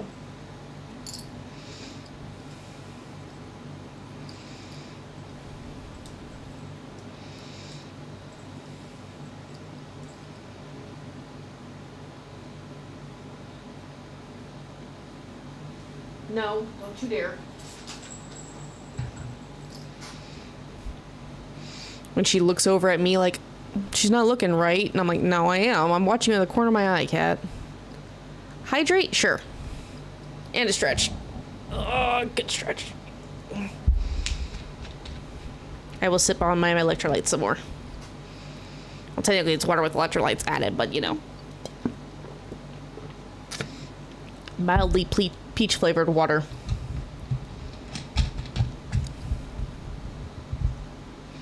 There we go. Maybe the snot is technically supposed to be clear at the bottom, so it's one of those things like seeing it on a screen, maybe it makes it look a different color.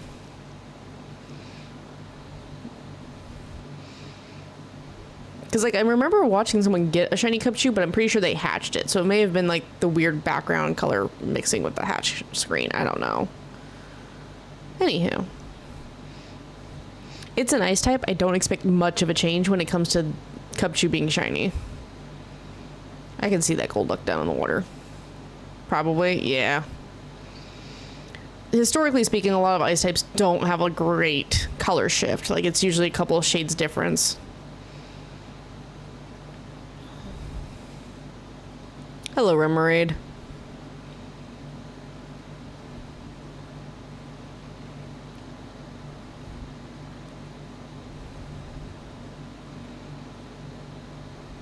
I think this is only like the second Cubchoo outbreak I've done on the save file too, so I really have no idea.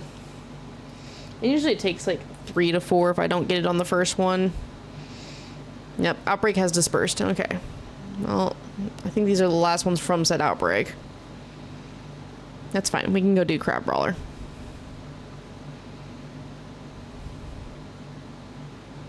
Boop. Boop.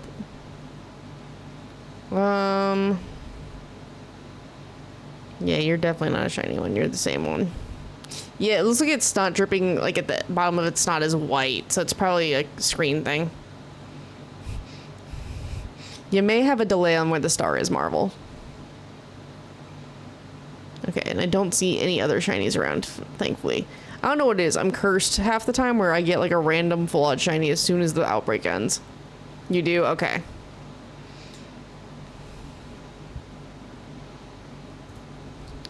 Alright. That's the wrong button. I was like, why am I looking at the menu and not the thing? Okay, so we're gonna go here. Nova, baby. But that's just Twitch? Yeah.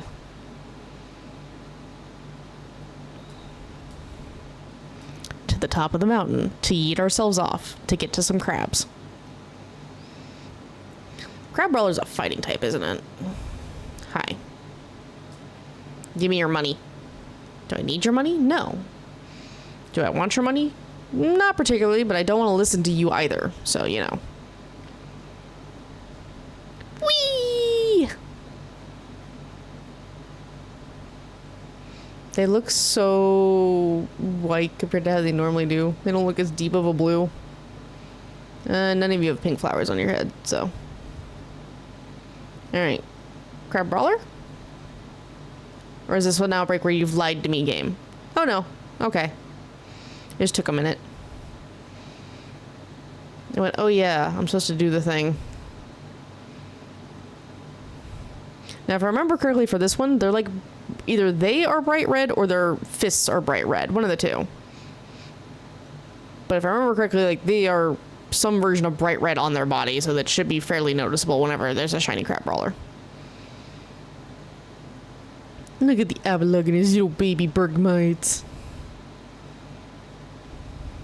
Dude, I'm so freaking irritated. So, like, I keep trying to order plushes off of Pokemon Center, because historically they would mail to me. Until March of this year, either Pokemon Center or FedEx has changed their policy, so they no longer hand off to the Postal Service, which has to ship my stuff because of the address here.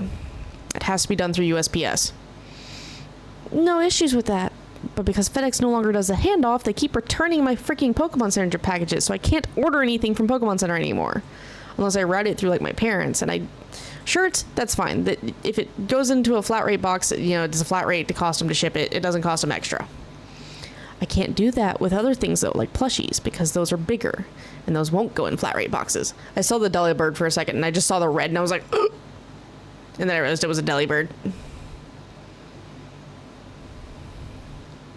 So I'm very irritated because I keep reaching out to Pokemon Center support and they're like, well, we can't do anything. Here's your money back because the packages have already been returned. We can't reship them. And I'm like, but you can. You just have to do it through USPS, damn it. You fill out the same paperwork. You just ship it through USPS because apparently FedEx doesn't want to hand it off anymore. For whatever reason. It's so irritating.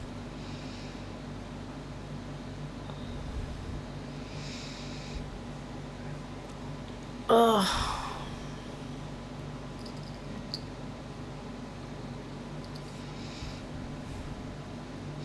I have a shiny fall Sawsbuck that I named Alistair. It made me decide to get the animal counterparts to the main Has-Been Hotel cast in Violent as shinies.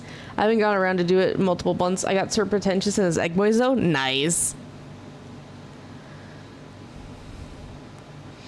I have 2 of the Sawsbuck shiny, but I only have 1 Deerling form because they were both the same one. Like, I've got 2 shiny Deerlings, but they're both the same form, and they refuse. I don't know why, but I think it's because I caught it in the terrarium. It refuses to switch its season, no matter where I'm at on the map. And I'm just like, you can murder it. Emboar. Murder. Thank you. I know you're on a slope and therefore it's weird, but you can do it. I believe in you. We gotta murder all these crabs. Look at all these crabs. They're not supposed to be on the mountainside. Alright, they're an invasive species and we have to take care of them.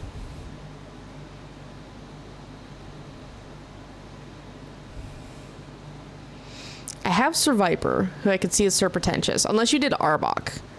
At which point I think I also have shiny Arbok. I definitely have shiny Execute. Would Charlie be a Skidoo or a Go-Goat since she's based off of a goat? Or at least her demon form's based off a goat. I don't have Angel Dust because he would be Spiderack or Ariados because Spider Boy, and I don't have either of those shiny. the eggs were an accidental shiny too. I was just going through the beach portion of the terrarium doing what I was doing. Don't remember, just saw golden eggs. That or I was in the savannah. Nice. 1 second. Cat, get down. Why? Stop the toddler tantrum.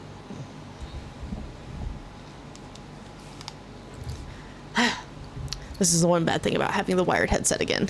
Every time I have to get onto the cat, I have to take the headset off so I can stand up.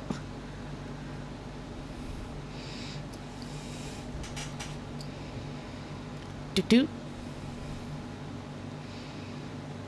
I'm trying to get the shinies to match the main color scheme of the characters mostly. Ah, okay. See, that makes more sense. That's a lot of red shinies then. Because Alistair is more red, Charlie's more red for her main color scheme.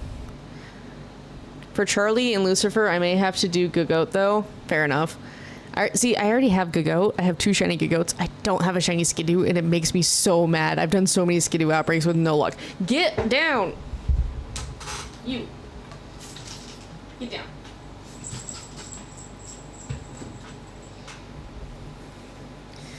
Okay.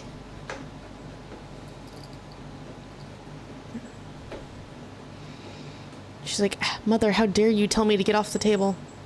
Not many Goatmons? Yeah, there's not a whole lot of goat Pokemon, surprisingly.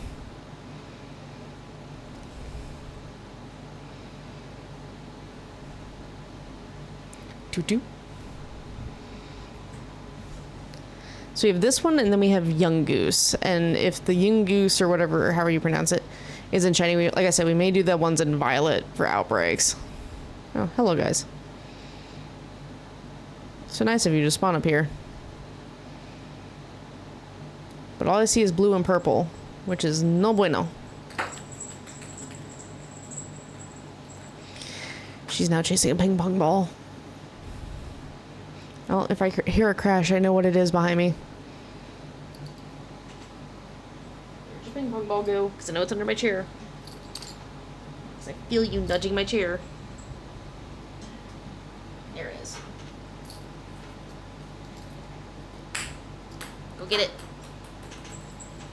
Preferably before you go ahead and rip my headphones off my head.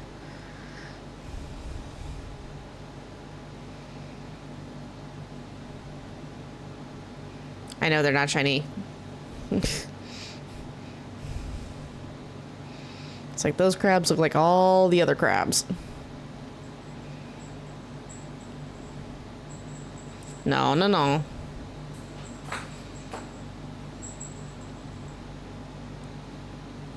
Toot toot.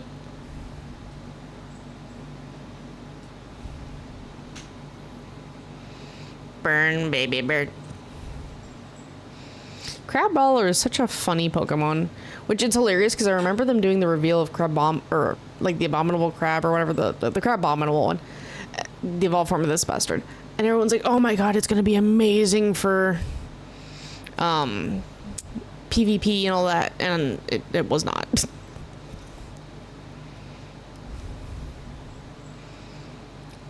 It's really funny. I've never cared about competitive Pokemon, but I know way too much about competitive Pokemon, I feel like. Walk away. You're not slinking up to the table to jump up on a cat. Serpententious is a shiny Arbok that I caught as an Ekans and Kitakami. Nifty is going to be a Messino due to her not being an animal, but Messino likes things to be clean. Fair enough.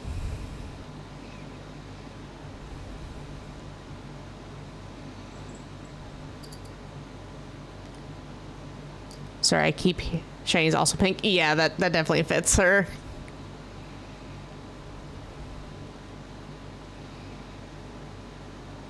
Doot doot. So many Cryogonals. I like that the ice type Pokemon also get like the little extra snow effect added to them. It's kind of funny to me. Melt the snowflake.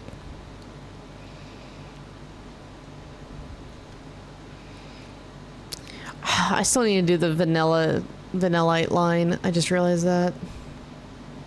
I guess I should also turn on the counters, shouldn't I? Hang on. We're gonna hide the raid counters because we're not currently doing raids, but The shiny dex counters can exist. Go do murder. Don't look at me. It's not a shiny. It doesn't have bright red anywhere on it. Look at the Snorunt tweaking in the background. Good old Scarlet and Violet frame rates.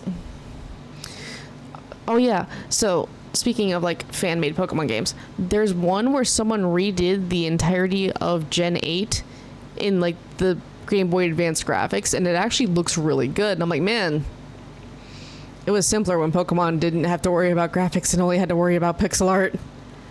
They've dispersed. Womp womp. Unless I turn around and there's a shiny behind me, but I doubt. Nope. That's right. We must save the ecosystem. All crabs must go. They do not exist upon this mountain normally. Alright. So that one's taken care of. Gago may actually work for Lucifer. Fed hooves with black and white legs, golden horns, mostly black and white, but the grass still being green, but the grass doesn't matter too much right now. Yeah. Too far zoom. I hate that. I don't need Psyduck, don't need Winklone, definitely need you though. Because I still need 2 of you bastards to be pink, because again, I don't even have your Gumshoe evolution.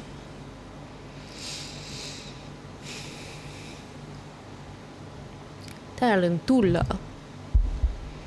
Ooh, that's a thought marvel. You could do, I know Messino likes things to be clean, but another option for spiders that are red, especially their shinies, is Tarantula, because remember, the silk becomes red. And since it's mostly silk, that might work if you wanted one for, Angel Dust? Angel Dust is the spider, right? I know he's more like white-pink, but... Because I know Spinarak is blue. I don't know what Ariados' shiny color looks like. Spidups does not have a good shiny. I know that. It's like puke green and purple. Yeah, Tarantula. It's here in Gen 9. Yeah, I know I can't. I'm hitting wrong buttons. It's fine. My brain's dead. Not my brain, but my fingers are dead. This one. This one, his silk ball becomes red. I know that. That one's not a good shiny. It's like hot pink and, well...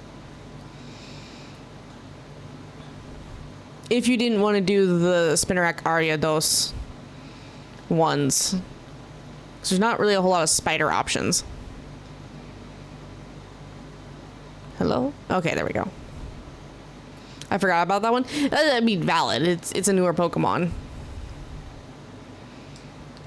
You guys are fighting types, so you know who's gonna go up front? Primeape. Primeape, murder everyone in this field who isn't a Yungoos. I think I chose Frostmoth for Vaggie, but I can't remember. Valid. I have a shiny Frostmoth. I'm still working on shiny Snom though.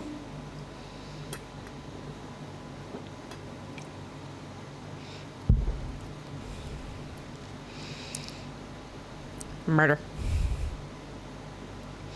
Snom is a cute Pokemon. It is. I've been low-key shiny and hunting it via encounters in Sword. Because, like, I'll do a couple of DAs. I'll get tired of remembering that DAs with the computers are awful. And then I'll go outside and I'll do some encounters and hatch some Popplio eggs for my sanity. There's the rest of them. I'm like, I know you're spawning because everything's dead over here. And then I'm like, where are you? Oh, you're up on this lip. That makes sense. Little Weasley bastards.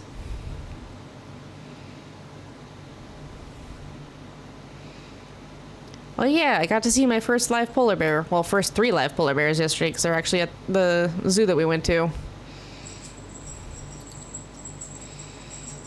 Walk away from that table right now.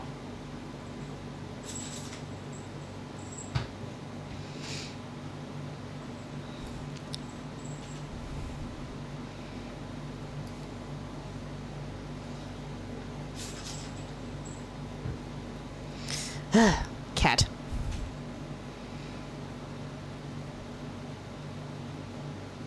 guys aren't really respawning. It's weird how this one's split, and I can't tell like the good elevation to sit at for this. Because if I'm down here, they spawn no problem. But if I'm up top, they don't seem to want to spawn very well. God damn it, 1 second. Off the desk, away from the computer table.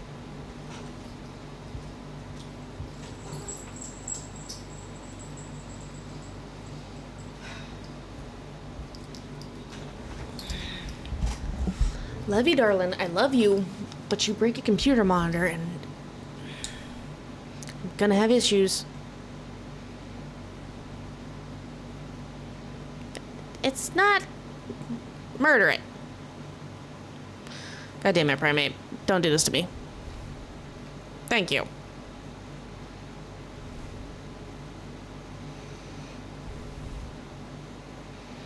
I hate that. Sometimes if you don't wait until they start the battle and you go to turn their camera, like, they're like, oh, I'm supposed to follow you? And it's like, no, you have a command. You have a target.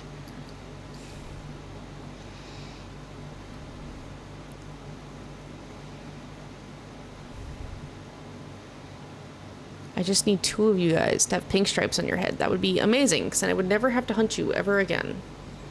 I could go back to ignoring your existence.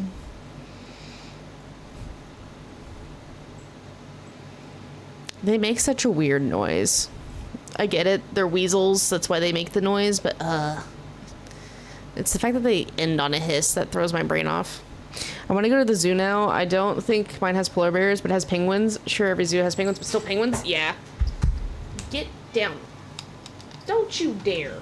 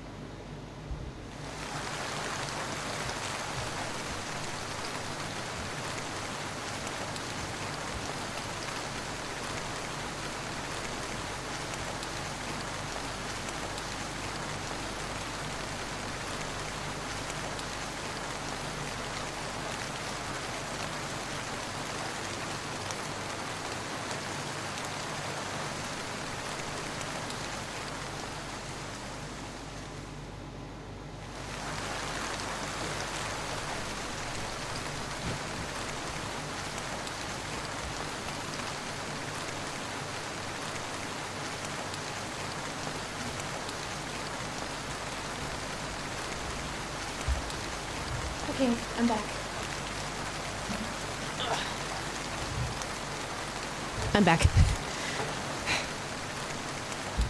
I had to pick Lovey up, carry her up the stairs, and give her a toy to play with so she'd hopefully stay away from the electronics. And she's back downstairs already. That lasted all of 2 seconds.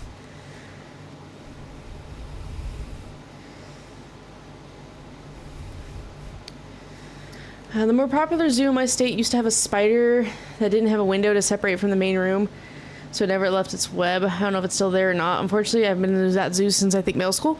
Fair enough. My zoo has gone from, or the one that from the state that I spent most of my life growing up in, has gone from being like a pretty sad zoo to a really good one. They've spent the past like 15 years steadily renovating, expanding all the animal exhibits and everything so the animals have more space. It's so nice now. Nova. Why?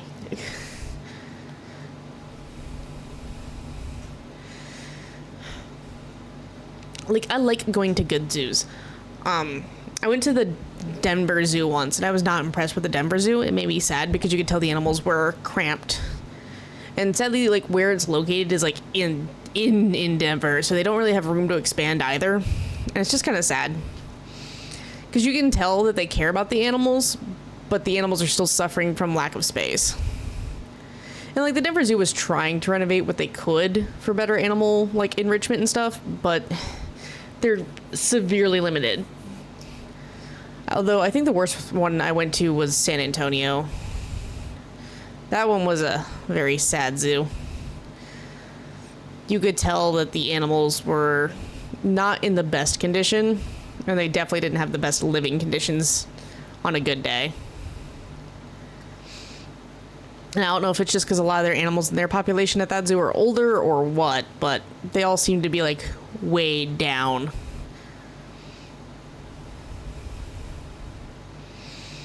And it sucks because zoos, well, accredited zoos are a very good thing, and they work towards a lot more on their animal enrichment, understanding animals a lot better, as well as conservative efforts for preserving endangered species, and definitely trying to prevent lack of genetic diversity from happening so we don't have another cheetah situation happen. There we go. The next more popular zoo in my state, as far as I'm aware, it's the second popular one, has polar bears apparently. Interesting. My state does not have, or the state I'm from does not have polar bears, but they have black bears, grizzly bears, brown bears. What? Wait, cheetah situation? Oh, let me enlighten you.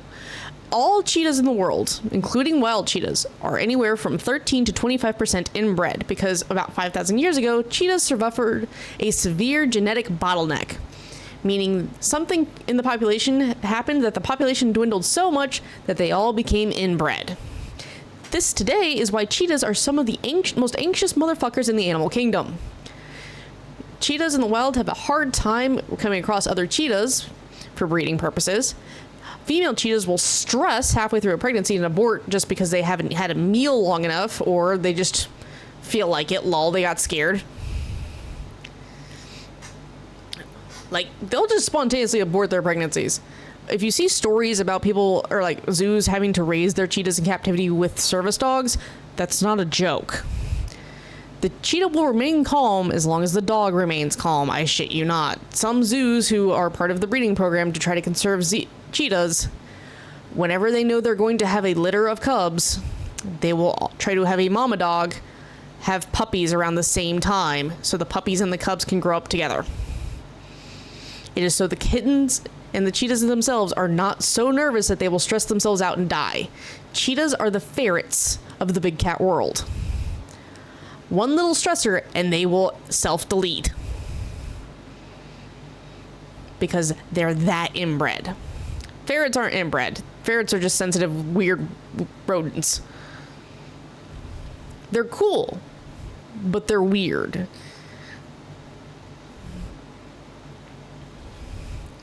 Cheetahs, on the other hand, dear God, they need all the help they can get, quite literally.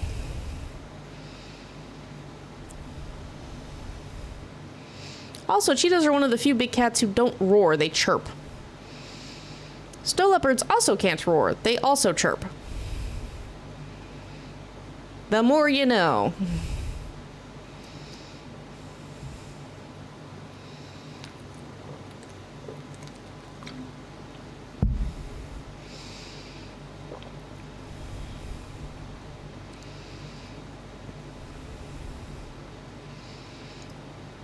Oh yeah, we were at the zoo yesterday and we're sitting down and we decided, like, we didn't take snacks or drinks or anything with us, we just didn't think about it. Normally we do.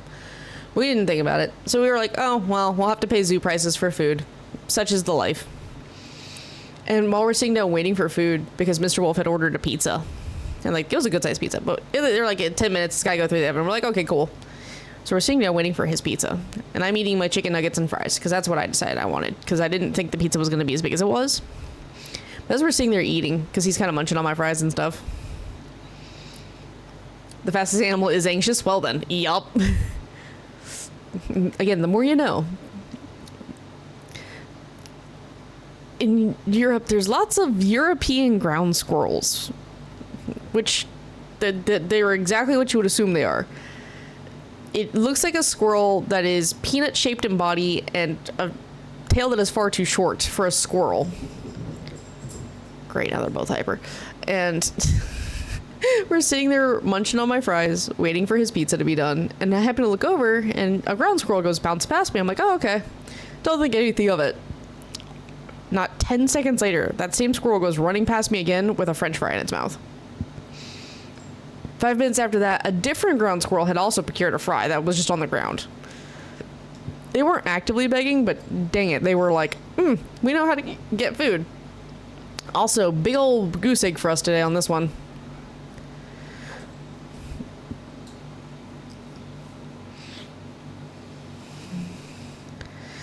So we can switch to Violet, and we can do outbreaks in Violet, because none of the other outbreaks on any of the other maps for this one interest me. Or we can swap to Sword, and we can do Fossil Resets, or Dynamax Adventures. Yeah, see, these guys, they spawn in the first area.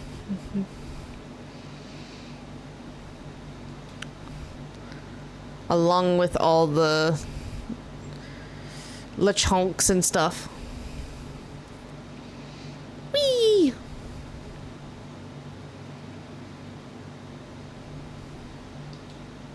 I still need to get one more shiny Fletchling too. Because I need it for, I think the middle one's the one I'm missing. I think it's shiny Fletchling and Talonflame that I have shiny, and I'm missing Fletchinder that's supposed to be shiny. That's alright. Anyway. Bip. We'll probably go ahead and swap over to Violet real quick.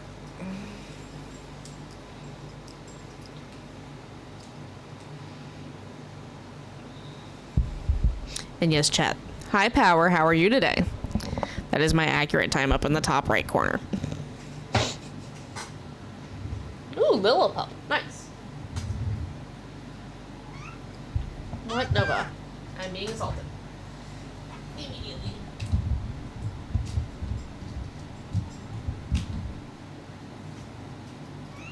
What, Nova?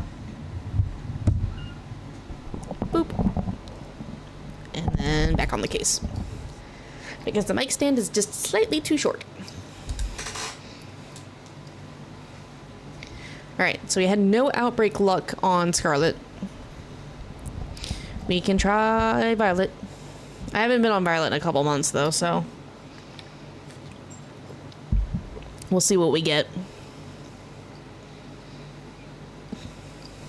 Oh god. Game Freak, why? Why do you have to have the white title screen card now? I feel like there needs to be a law passed for video games where they can't use the bright, obnoxious white all the time, because god, it hurts. Yes, I know, I'm light sensitive, but still. On the topic of animals, I should be going to the popular aquarium in my state at some point this summer. I'm excited to see a ring with jellyfish. Nice. Why am I in the ocean? What the fuck was I hunting out here? Ooh, Grumpig. Well, we already need that one. We need Qfint. This is already shaping up to be a little bit better, maybe. Fido, let's go. I don't need Mastiff. I have him, and I have Starly's line. Sawsbuck, Summer, or Autumn, I'm not sure which. Be assaulted, the cuteness. I see. Don't need Fracture, but we need these two and Fido. So there's 3 there. What do you have in Kitakami? Illumoise, which I need. So there's 4. Ralts. I'm finally free of the Ralts curse, chat. You have no idea. I'm so finally free.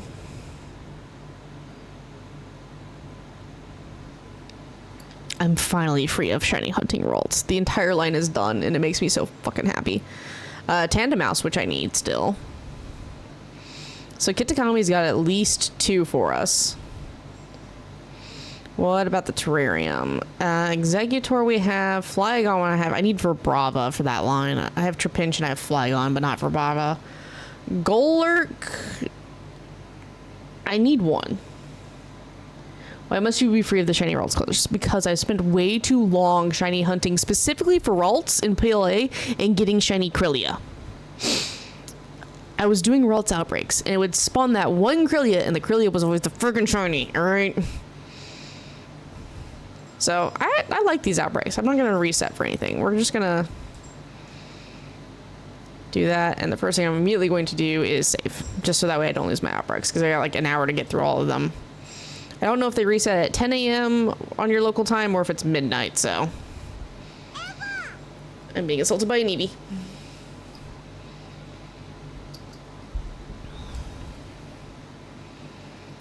Don't mind us as we just climb a freaking cliff again.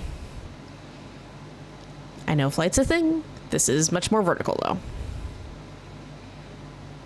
What does my team even consist of in this game? That's something I should probably ask myself. Ah, right. Grumpig is a psychic type. I guess you.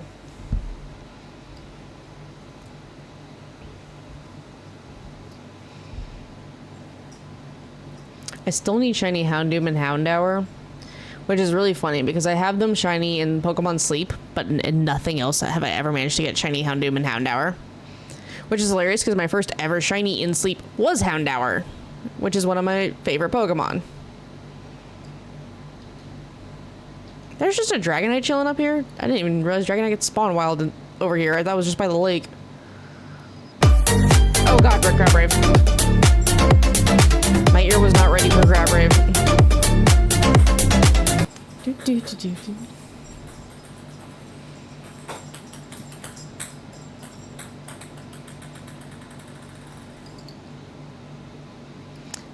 Now Nova is downstairs and being hyper and chasing ping pong balls around the house.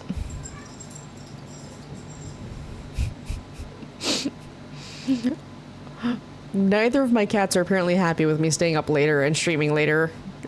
They revolt by getting hyper and zooming around the house.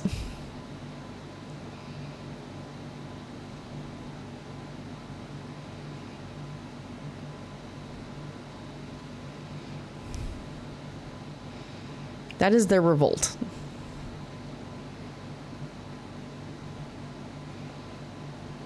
I'm not gonna lie, I really don't want to deal with the shiny, like, Flabébé. Like, I have the shiny Flabébé line completely done for all the colors, thank God, because of that one event, but I don't like that they're spawning up here, because I feel like there's just gonna be one that's purple, and I'm gonna be so sad about it.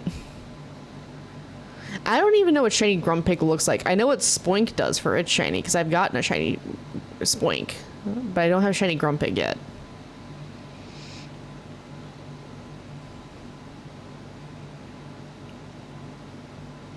Where is my low kicks?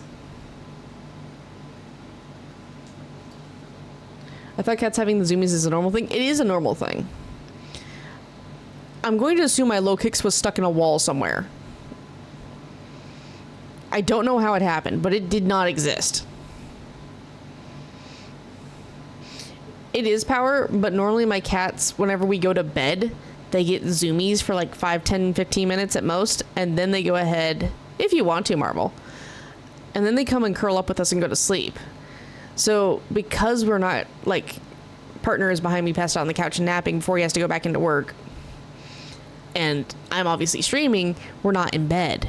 Neither one of us are in bed right now, which they're not happy about. So now they have extended zoomies because they're revolting. Because they're upsetty spaghetti that we are not sleeping.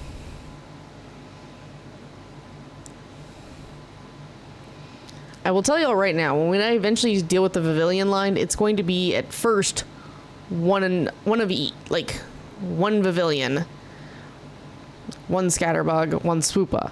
I'm not doing the 66 fucking Pavilion patterns initially.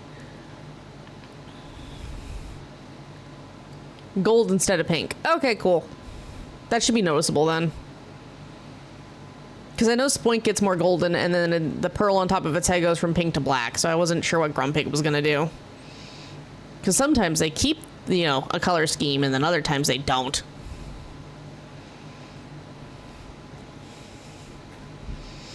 Looking at Slugma. I got my first shiny Slugma, and it made me happy. But I know what shiny Magcargo looks like, and I'm not...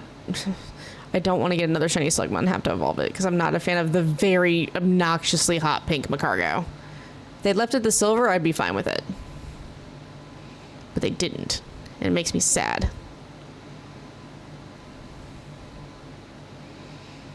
Like, Slugma being that cool silver for a shiny is really nice.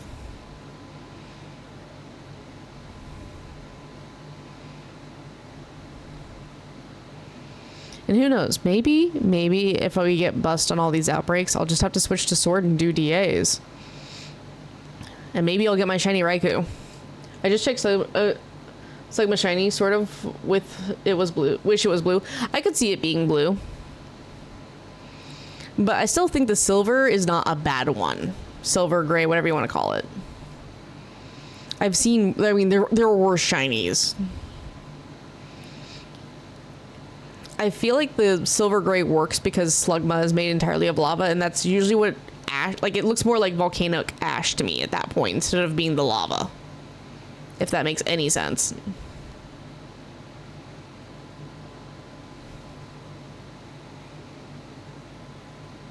Go. Be free. Do murder.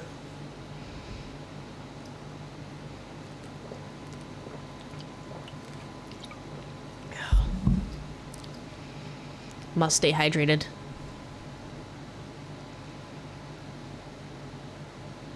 Alright, now I have to change where I released it from.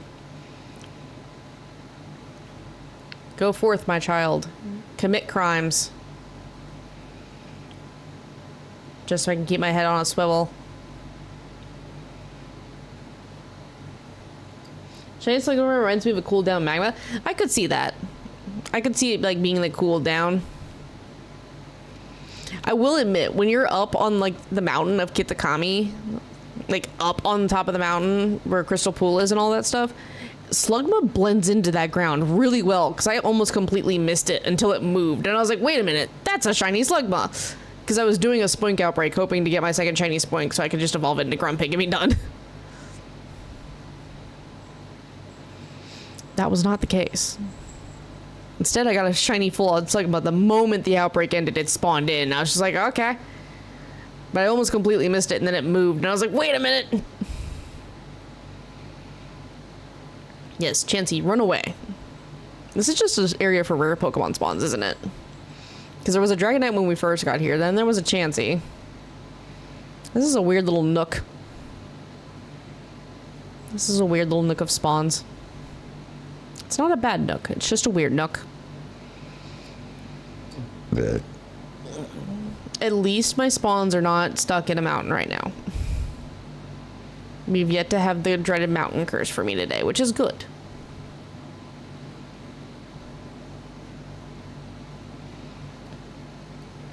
I'm not gonna lie, I'm not surprised we didn't get anything more about Legend Za on the Nintendo Direct. Because I don't think we're ever gonna see them really include a Pokemon game on a Nintendo Direct unless it's a Pokemon focused one like Pokemon Day. That seems to be Nintendo's MO, is Nintendo Directs are for everything but Pokemon, because we have Pokemon Day Directs.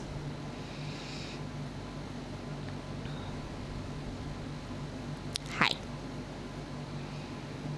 Murder. You were 100% in your Pokeball. I saw the blue light. Makes sense, Pokemon Day is just once a year. Yeah, and that's kind of the thing. Because I know a lot of people were upset. They're like, oh, we didn't get anything about Legends and all that stuff. And I was like, dude, we know that it's coming. They just announced it back in February. It looked like a concept trailer more than anything else, at least in my opinion. Like, I will be shocked if we hear anything about it before 2025's Pokemon Day. Can it be Pokemon Day again? It'll be Pokemon Day in about, what, 8 months? No. Fuck. It's mid-June. So it'd be about 8 months.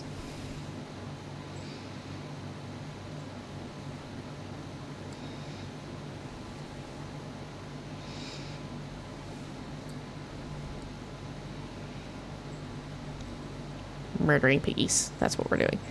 But it'll be Pokemon Day again eventually. I also just wanted something Zelda, which we got.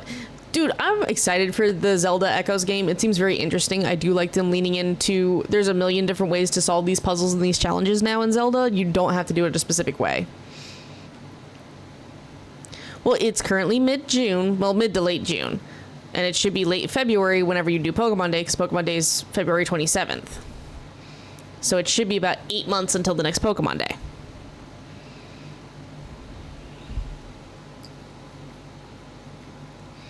If you want to get technical, 8, like, what would that be, 8 months in a week? Because today's June 20th.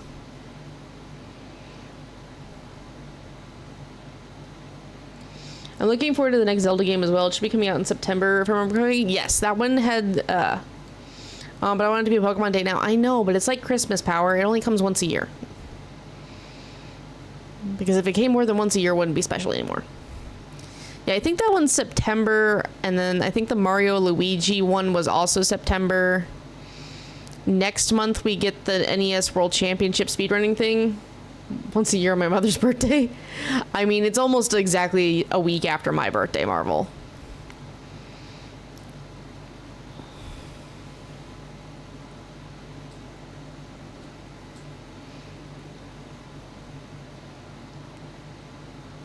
God damn it, I ran into it. It's fine. This one I'll murder. I have throat chop. Pokemon Day is exactly a week after yours. Nice. At least Metroid Prime 4 is finally a thing. I know that they had teased it forever ago.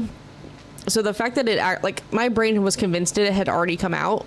And so they're like, Metroid Prime 4. And I was like, huh? And then I remembered that, no, we got Dread. I was like, right. Prime 4 was the one that they kept teasing and then rolling back and then teasing and then rolling back till the fandom was like steadily losing its mind. Also, the outbreak apparently ended and we did not get it. Lay sadness. There's an army of Holuchas staring me down though, and I'm now scared. There's the last one. Always cleared the entire outbreak. No.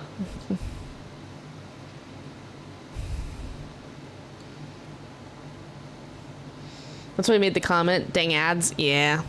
I was a little bit surprised that we still haven't heard anything about Silksong.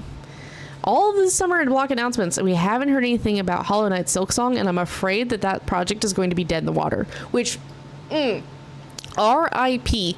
Okay, who here has played The Sims and likes playing The Sims? Like, I'm not gonna move. Just let me know when ads are done.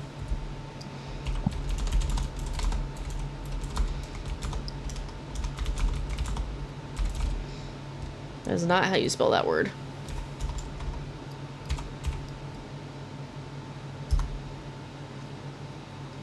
Wait. We'll wait for ads to be done.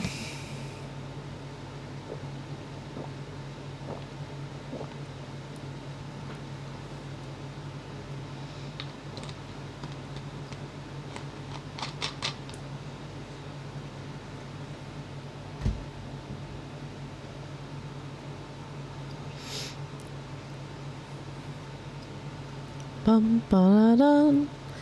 The next one we're going to... Ads are done? Okay. I'm looking forward to Metro Prime 4. Metro Prime games look fun. Yeah. Okay. So, who here has played The Sims, likes playing The Sims, or was interested in sim-like games, but didn't like the fact that they had to spend almost $1,200 for all the DLC that is currently with The Sims 4 because of EA's money hungriness? Who here was excited for a little game called Life by You? I'll even pull it up for you guys to see. I know Drake was excited for this. I don't know if Drake knows that his game has since been canceled as of like yesterday.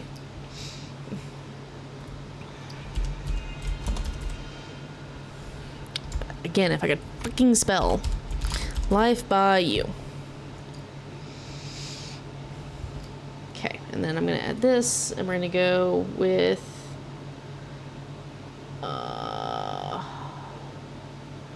window capture.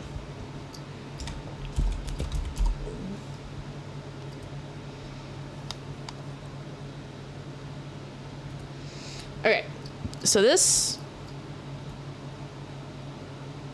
I need to move, hang on, I gotta move that behind my avatar. There we go. So this was a Sims game called Life by You. It was supposed to be Sims-like. It was set to be in early development and everything. It was going to be early access. Now, they were originally supposed to release this like June, I think 17th or 14th or something like that. It was supposed to be like mid-June because they kept pushing it back. I used to play Sims 4, my laptop still worked. My laptop then stopped getting charged power from the charger for some reason. So here's the thing with this. Is you had Paradox Tectonic developing it, and you have Paradox Interactive, who's the publisher of it. As of yesterday, this game no longer exists. They shelved this. This will never be released. And Paradox Interactive immediately shut down Paradox Tectonic. You want to know how that team found out? Via public announcement. That's how they found out they were losing their jobs. And it's really funny because The CEO of Paradox Interactive gave a very political non-answer as to why the hell they shut down Tectonic. And they kept saying, well, the road was uncertain for this game. This game has a huge following. It has had a huge following for years, waiting for it to hit early access. Okay? This game is almost fully ready, especially if it has everything that it's promising in it. The recipes, the skills, traits, all that. It had former Sims players doing playtesting on it, and they're like, this is great. This is everything I wanted from The Sims without EA's bullshit. Because the whole thing that this was marketed as is this was Sims, but without all the fucking DLC add-ons. It was going to be a one-and-done price. But it feels like reading all of the crap on this, all the announcements and everything, it feels like something bullshit political happened with this game. And it feels like EA might have paid off Paradox Interactive to close Paradox Tectonic and pull this game from the shelf. Because the issue is Paradox Interactive owns the full rights essentially to this game. Tectonic's workers cannot pull this game and release it as an indie or whatever. This game is done. And it will never be released. It is so close to release though. And it makes no sense. And it makes me sad because The Sims for years has needed a decent competitor that wasn't ass. Because here's the thing, I like the idea of Sims games. Do you still play Ark? I have not played Ark in a hot minute. I do have the updated, like, Ark Ascended or whatever the updated gen graphics version of it is. I do have it. I just haven't played Ark in forever because it was still a little unstable, read a lot unstable. I need to play it more again. Ark is one of those games that every time I play it, Power, I will fall into an Ark spiral for months on end. I will play nothing but Ark for like 12 to 13 hours a day if I have the time frame for it. And I will do nothing but breed dinosaurs and or creatures. I will not do any of the quest hunting or the trials or any of that shit. I will build up a giant base. I did not hear of the collab coming to Ark. Like I said, I was a little bit mildly disappointed with the update and everything on us having to rebuy the game and rebuy all the expansions. And therefore, I just kind of was like, Power Rangers? That's cool and all, but I'm not gonna lie, I am tired of collabs. As weird as that is to say, like, I used to be all excited for collabs. I am so tired of every fucking game I own now doing limited time collab and trying to just pressure you into, like, if you don't participate now, you're never going to see this content again. I'm so tired of that shit. Mighty Morphin Power Rangers and the Zords. See, I liked Mighty Morphin Power Rangers. I will not pretend I didn't. FMO is effing evil. Hi, Archer. Yes, it is. And it's kind of like the issue I'm having right now is I'm so burnt out on FOMO. I really am. Fortnite does collabs. Fortnite does collabs all the time. Smite does collabs all the time. Now Magic the Gathering has been doing collabs all the fucking time. And it's so sad. Destiny is terrible about it. Yeah, I know Destiny's terrible about it. Like, I'm so tired of collabs. I really am. Because it feels like instead of working on good original content for games, a lot of games now are just like, well, we'll just pay licensing and do a collab. And it's like, I'm so tired of collabs. The Magic the Gathering collabs are insulting since I refuse to give WotC my money. Valid, Archer. I don't blame you for that. I'm still heavily into D&D, so I'm still buying the 5e books. Now, here soon when they start releasing the 5.5e, like the new updated bullshit, I'm not fucking buying those books. I'm not buying the updated rules. I will forever fucking play 5e at this point. There's so much third-party support and easy homebrew shit in that I'm not gonna fucking pay for updated rules of bullshit. Because here's the thing, they're releasing the new updated rules for the Player's Handbook later this year. It doesn't even have the fucking Artificer class in that rules book. You don't even have all of the actual classes available in fucking D&D in the goddamn rules book that is supposed to be your new core book. Fuck you.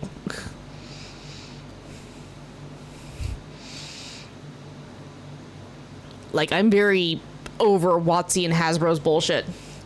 I have all of the 5B books I need. I bought the pre-OG LBS. I won't give them another dime. Exactly. Exactly, because that's the thing, is it's their this whole update is their way of trying to circumvent the open gaming license bullshit. They're going to try to repeal this shit. They've admitted that. They're like, oh, you can't do this with the new stuff going forward. We're revoking the access to it. Like, that's what they're wanting to do. And they're hoping that people have forgotten about the whole open gaming license fiasco. We have fucking not. Try again.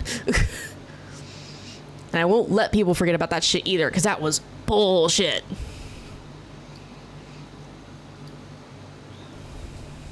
Like, I hated the fact that whatever fucking shareholder meeting Hasbro had, where someone asked Hasbro what they were doing with WotC because they realized WotC was literally 70% of Hasbro's overall revenue between Dungeons & Dragons and Magic the Gathering. Ever since that fucking shareholder meeting, it has been WotC and Hasbro just money grubbing everything. That's when Universes Beyond started. That's when we started the increased fucking release schedules for Magic the Gathering. Like, I really want the full Fallout and 40k MTG sets, but nope, valid. See, and here's the hard thing with the 40k set. It's the fact, what's WotC? Wizards of the Coast. Wizards of the Coast is the smaller company that owns both Dungeons & Dragons and Magic the Gathering. Both of which are two very big hobbies of mine. So when we say WotC, that's who we're referring to. Because Wizards of the Coast is owned by Hasbro, the big toy company. And right before COVID or during COVID, during some stupid shareholder meeting, when Hasbro had a new CEO, they were immediately asked what they planned on doing with Wizards of the Coast, because the shareholder was recognizing that I think at the time it was 70% or 60% of all of Hasbro's earnings came from those two titles, Magic the Gathering and D&D, Dungeons and Dragons. Freaking Hasbro, yeah. And ever since then, because it was a brand new CEO, they've been money hungry. That's when all these crossovers started. That's when they tried to start the whole bullshit of, we're going to revoke the open gaming license. Which, for those of you who don't know what an open gaming license is, Wizards of the Coast did not create D&D. Legend Studios, owned by Gary Gygax, created D&D. They then sold the rights as Gary was being done with it. One moment while I ban someone. Ah, good. Good.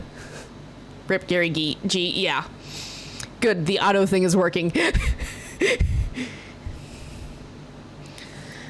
The ones that had the rights, Power Rangers.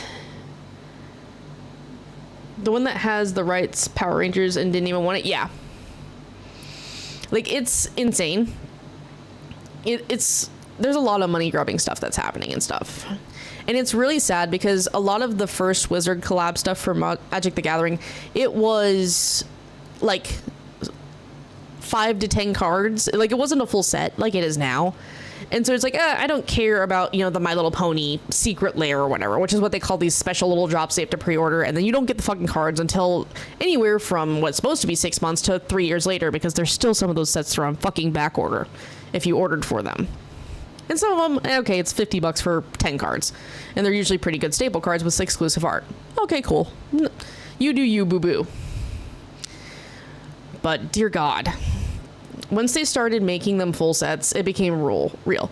Like, Mr. Wolf and I, we used to almost always buy like 2 to 3 boxes of Magic the Gathering for every set, just so we had plenty of trade fodder and we could play with the new stuff and see what we liked for our decks and what we didn't like and everything else. Now we really have to think about it. The only thing that we've gone full ham for Magic the Gathering in recent time has been Modern Horizons 3. And that's because Mr. Wolf is a dirty bastard who loves to play Eldrazi. And there's lots of Eldrazi in Modern Horizons 3. And I'm sorry to anyone who just heard that sentence come out of my mouth and took the psychic damage knowing what the BS I'm talking about. But yeah. Collabs were a cool thing, and it was always something good. Whatever set came out, 2016 was the last time we went big into Magic. That's valid. I don't even remember what 2016 was. 2016 would have been 2 years of me into Magic, because I started playing around 2014, 2015 era. So that would have been, because I started with Dragon's Maze, which was a 2013 set. Nahiri 2014 Commander was my first ever Commander deck, the mono white Nahiri deck, which I still have that Nahiri. I love that Nahiri. I want to say that was around either Khan or Dragon of Takir. Well, it should have been one of the Takir sets. Magic the Gathering social media gets super political around that time and became insufferable to people who just wanted to play with cards. Yeah, I think it was Khans of Takir was the set, because that's when I pulled like the Dragon Lords and shit, and I made started making the Dragon deck before the Ur Dragon had ever been released.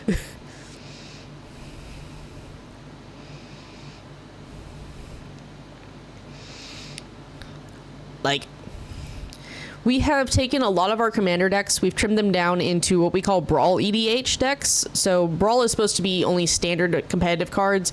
Well, not competitive cards, but standard legal cards to play, where we treat it more like Modern. So if it's valid in Modern or Commander, you can do Brawl. Now, the Brawl does have a ban list, and like Goros the Tireless Pilgrim is banned in Brawl. Valid. He's no longer legal in Brawl and hasn't been, but he's still banned. And it's because he's very powerful. Eldritch Moon. Ah, yes, Eldritch Moon. Right. When they first brought back Eldrazi, and everyone was like, oh my god, they're coming back. And then they realized they didn't have Annihilator. Emrakul, the Promised End. I loved pulling that card. That was a good card pull. Collabs for different popular games, physical or video games, used to be something that was very special. Now it's something that's very boring. It's also overdone, and the collab hurts because just because there's a collab, it's now going to have an additional 10 to 30% added on top of the cost normally. That is why I'm so overdone with collabs. I understand that the company has to try to make back their licensing fees, but at the same time, don't pass those fees on to your consumers. All right, look at the Lord of the Rings Magic the Gathering set. Those packs were fucking, for just a basic pack, was $11. And I'm like, the only time we usually see that is right now with Modern Horizons 3. But that's because it's such a big set with a lot of modern card standard reprints that are, very competitive. It shouldn't be $11 for a pack, but Magic is influenced by the secondary market, even though they say they're not. They fucking are. They 100% know what cards are worth, and they do try to influence their secondary market all the damn time.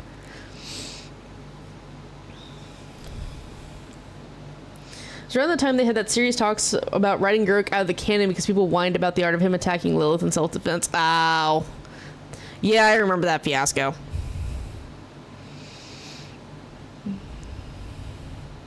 Fido's a fairy type, right?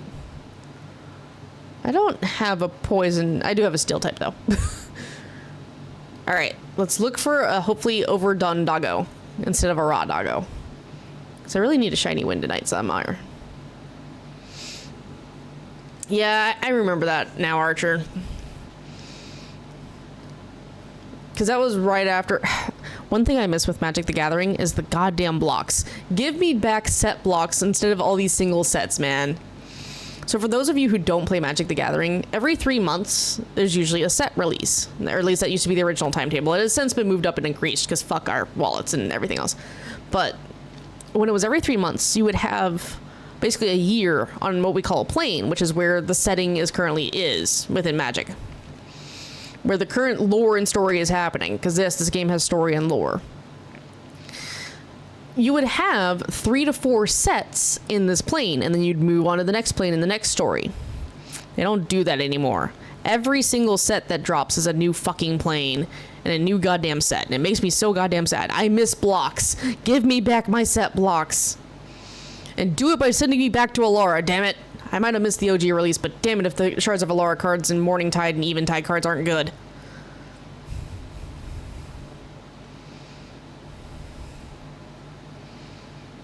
The Iggly buffs. I hate how stuff has been slowly climbing. I so used to enjoy collecting Transformers, but how expensive they're getting. I don't know how much longer I'll be able to. A Deluxe now costs what a Voyager used to. A Core Class now costs what a Deluxe used to be. Yeah. I feel you for you there, Power. I have a former roommate, and he likes to build and collect Gundams, like the actual models and stuff. He's been complaining so much. He's like, man, I like the more advanced models because he's just so used to building them. He likes the advanced models for a little bit more challenge. But the advanced model is now, the price essentially of the super fancy model with all the extra bits and articulation and everything. Oops, I went a little too far that side. I gotta wait for them to respawn. Whoopsie. He's like, man, because like he doesn't buy them often, but he gets them for himself as like a treat. And even now he's having a hard time justifying it because he doesn't want to get the simple ones because it's not challenging for him to put together.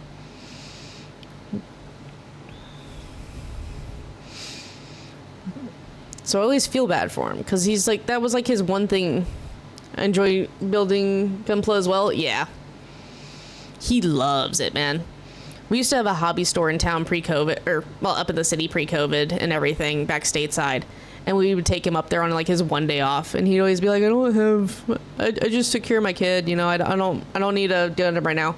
We'd always fucking buy him one. I'd always watch and see which one he was like fucking staring at the hardest, and I'd get him that one.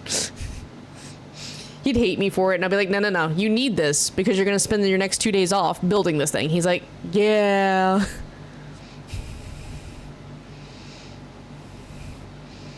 Because this man constantly would work 2 to 3 jobs. So, like, him having any time off was a rarity.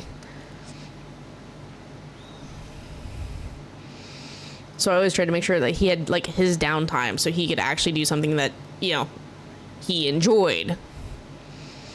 Because I didn't just want him sitting in his room stressing, because that's usually what he would do. I build the 144 ones. I want to get a 100 and try to build it. That's fair. I think his are the 1 in 100 scale ones for most of his. He hasn't done like a big one. If I ever had like the extra funds, I'd want to buy him like the 1/124th one, or like one of the huge ass ones and make him build it. Which I'm sad.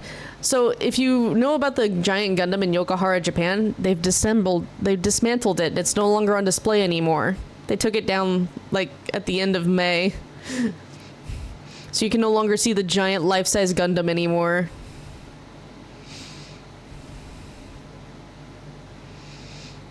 I know, I heard. I know it was always going to be like a limited display thing, but man, it still makes me sad because that was always something really neat. I was like, man, I'll make a trip to Japan and make sure that's one of my stops.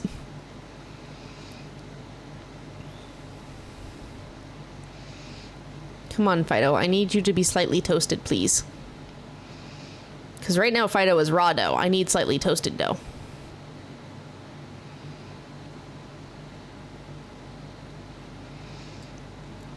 Nah, it made me sad to hear that one had gone away. And that's the thing, like, it wasn't up for that long in the grand scheme of things. If I remember correctly, it wasn't even up for 10 years. But I also know it was a pain in the butt for them to build, a pain in the butt for them to maintain. So I can't fault them on it, especially because they designed it to originally have, like, you know, it's only going to be up for so long.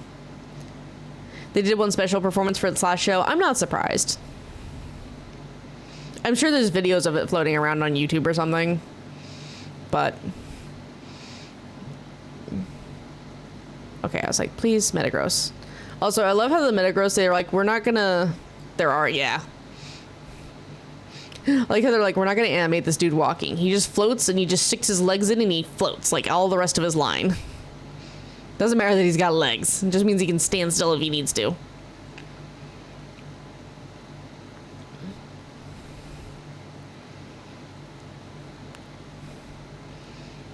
I like the metal effect that they have on the shiny effect that they have on the metal Pokemon. OG Lorwyn was your favorite set? Valid. Lorwyn was a good set. Again, I didn't start playing until 2014, but the guy who taught me how to like actually play Magic is into some old jank and had been playing since like, fuck. I want to say since he was like 8 or 10. So he knows a lot of the jank, and he taught us the jank, and he hates himself for it. I actually started with the first MTG game on Xbox 360. Ah, interesting. So here's a painful fact for you, Archer, since you will know what I mean when I say this. So Mr. Wolf's mom, my mother-in-law, she played MTG and collected the cards in Alpha and Beta. She had full sets of Power 9, and they were stolen from her.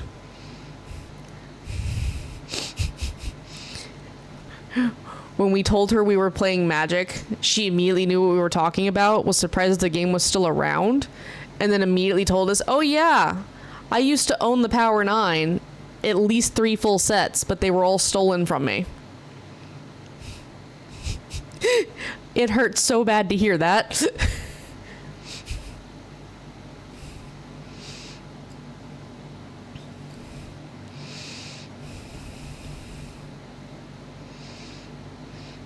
And for anyone who doesn't know what I'm talking about when I say the Power 9 in Magic, in Alpha and Beta, there were 9 heavily overpowered cards that were printed, I believe, in Revised, and a couple of them, I think, were in the Unlimited set, which was technically the 3rd set. And they haven't been reprinted since, because even to this day, they are viewed as so powerful that they break the game. The only time that they were reprinted was for the 30-year anniversary in a special edition VIP booster box that was like $1,000 to order. And you may not even get a Power 9 card in it. Is engaged to a guy with a full set of Power 9, no job, leeches off of her instead. Ugh. That's valid, Archer. Nah, it just hurt us because we're like, oh God. It hurts to her that they were like just stolen from her and then sold out from underneath her by someone she thought was a friend. Because she just collected them because she liked the art. She thought the art was neat.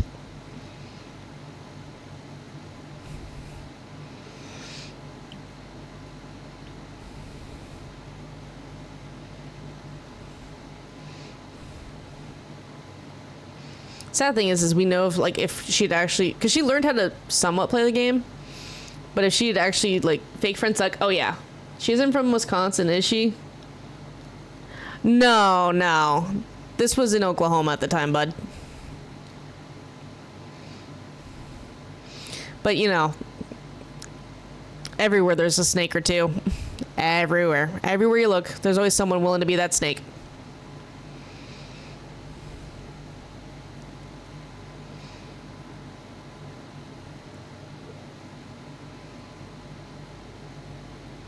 I guess I need to come back this way because I'm not getting a whole lot of Fido spawns. I'm wandering too far from spawn point.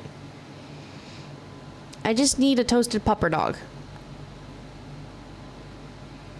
No, the outbreak dispersed. Womp womp womp. And sadly, I don't see a toasted puppy. Man, it is not our day for shiny hunting. That's alright. We still have several other ones for this one.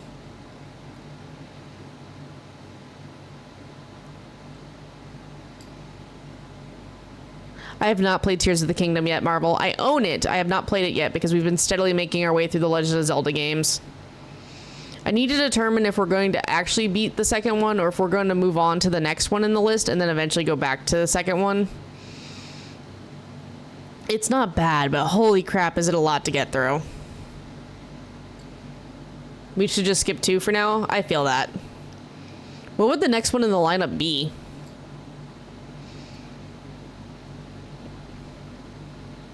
I haven't looked to see what the next one in the lineup after the Adventure of Link or whatever it is. Release or timeline? I was going off of release time. Because we started with the one from 1987.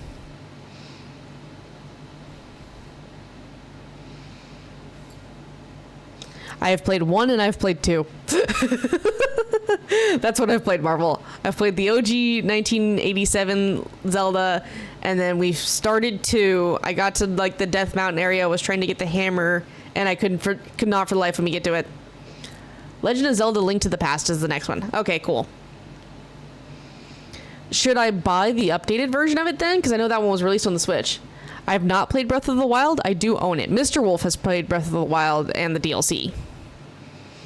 He did murder Hobo Link. I'm surrounded by people who love Legend of Zelda or have at least appreciated Legend of Zelda, and therefore I know a lot of the Zelda lore without having actually played it myself. I've also sat down and watched a lot of people play it because they play it in front of me, and I just go, okay. I'm not worried about the Sawsbuck. Actually, I need to go into home and check the Sawsbuck. That's what I need to do. So let's go here first. We'll save, and then I'll swap over to home real quick and see which 2 forms of Sawsbuck we have shiny. Because sadly, my Dex tracker is not the greatest for tracking forms. I can't, like, reduce which forms it tracks, so it's either all the forms or none. I only know Zelda lore because of YouTube. Fair enough. Okay. That's saved. Let's see what Sawsbuck forms I have real quick. Because I know I have 2 of the 4 shiny. I just can't remember which 2. I think it's spring and I think it's autumn?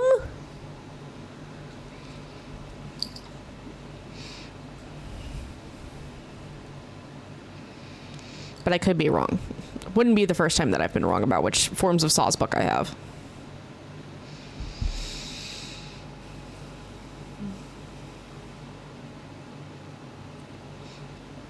But I know they did A Link to the Past remake on Switch, so I wonder if I should just order that one. I think A Link to the Past is on the NSA. We could check in a second. I can literally check that real quick, Archer. It should be? Okay. Yeah, see, this is the one that refuses to change its form and it makes me sad. Okay, so this is Gen 1, Gen 2, Gen 3, Gen 4. Okay, now we're into Gen 5. Okay, so Deerling, it's just autumn.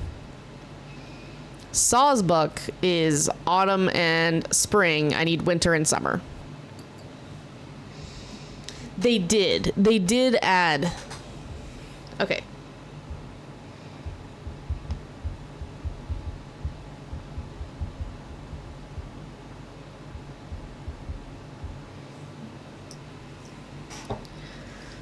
Okay, so that's taken care of. Yeah, the one that we have the outbreak for is one that we already have the shiny form of, so there's no point in doing that. So I don't need to worry about saving any of that because I didn't move anything. Nintendo Switch Online. Do. Let's see what they have.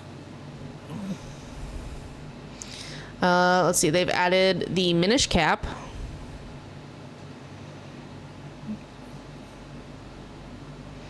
A Link to the Past 4 Swords has been added. Ads are done. Cool. Metroid Fusion is on Nintendo Switch Online. Golden Sun. Zelda Oracle of Ages, Oracle of Seasons.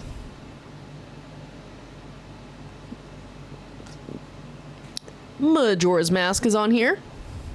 See, that was the thing. I figured between most of the Nintendo Switch Online stuff and some of the other ports, there wasn't going to be many of the Zelda games I was actually going to have to buy. Fucking Quest for Camelot. We have Legend of Zelda Link's Awakening. We have Ocarina of Time, which is the N64 port. Not the GameCube port.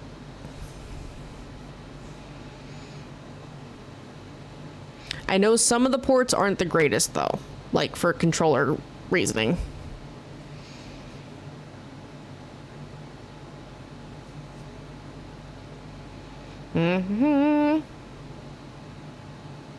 Let's see, what other Zelda games? I still hope they do a GameCube emulator, probably with a Switch successor. That'd be nice. I mean, I just got my GameCube fixed and working, so I'd be a little bit BO'd, but eh. Mega Man 5. I do like that they're finally doing this shit, though, where they're like, yeah, here's our official port emulation. Battletoads, Kirby, Star Fox. Yoshi! There's the original version of The Link to the Past for Super Nintendo, I believe.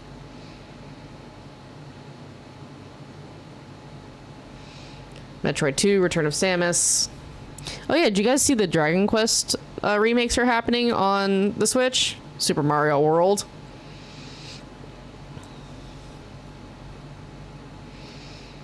Yep, the SNES version is what you want? Okay.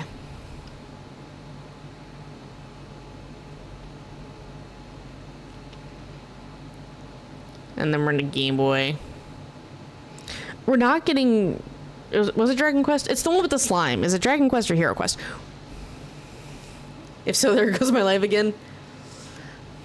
It's them redoing 3 and then 1 and 2. Because 3 is technically first in the series. Yeah, because there's the Adventure of Link, which is what we've been doing and was getting our asses handed to us with.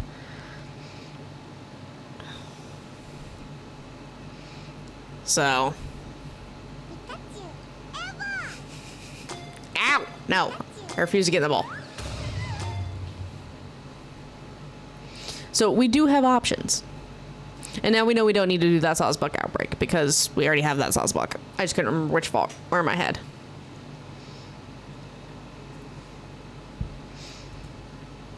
Oh yeah. To remind you guys that these exist. Hi. Deal with the emotes. Well, I flashbang myself once again.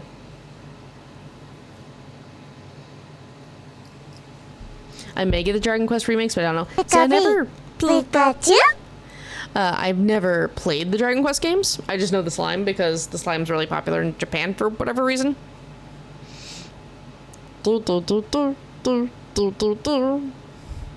Load. Actually, in the game. Why do you take? Thank you. Okay, so we don't need Sawsbuck.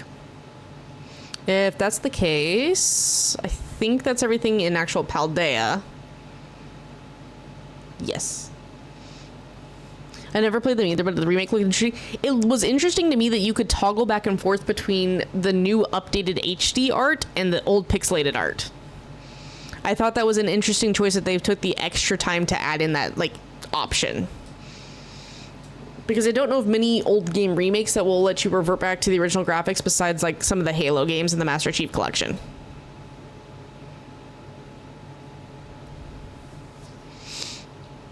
And that was always something I enjoyed.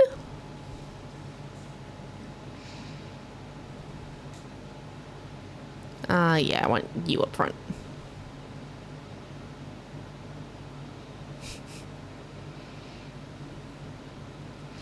Alright, so here's hoping we get at least something.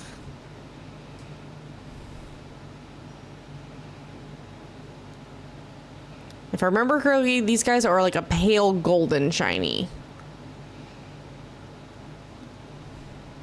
And that's if they haven't updated since like Gen 3. There's so many of them, and they're everywhere. It's an infestation of bugs. Skeledirge, deal with the infestation. I forget that you can, like, jump, like, drive up here, Miraidon.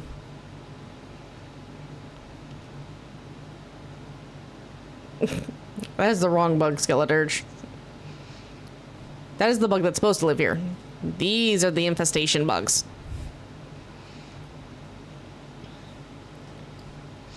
If we ever get proper Black White 2 remakes, I hope they add the toggle thing. It would be cool to switch between the new 3D models and the pixelated characters and the semi-3D buildings and trees.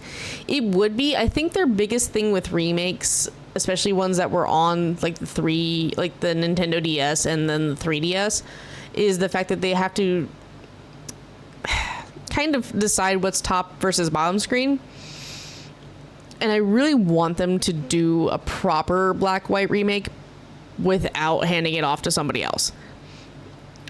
And I know that's a lot to ask for because Game Freak themselves refused to expand their damn fucking teams.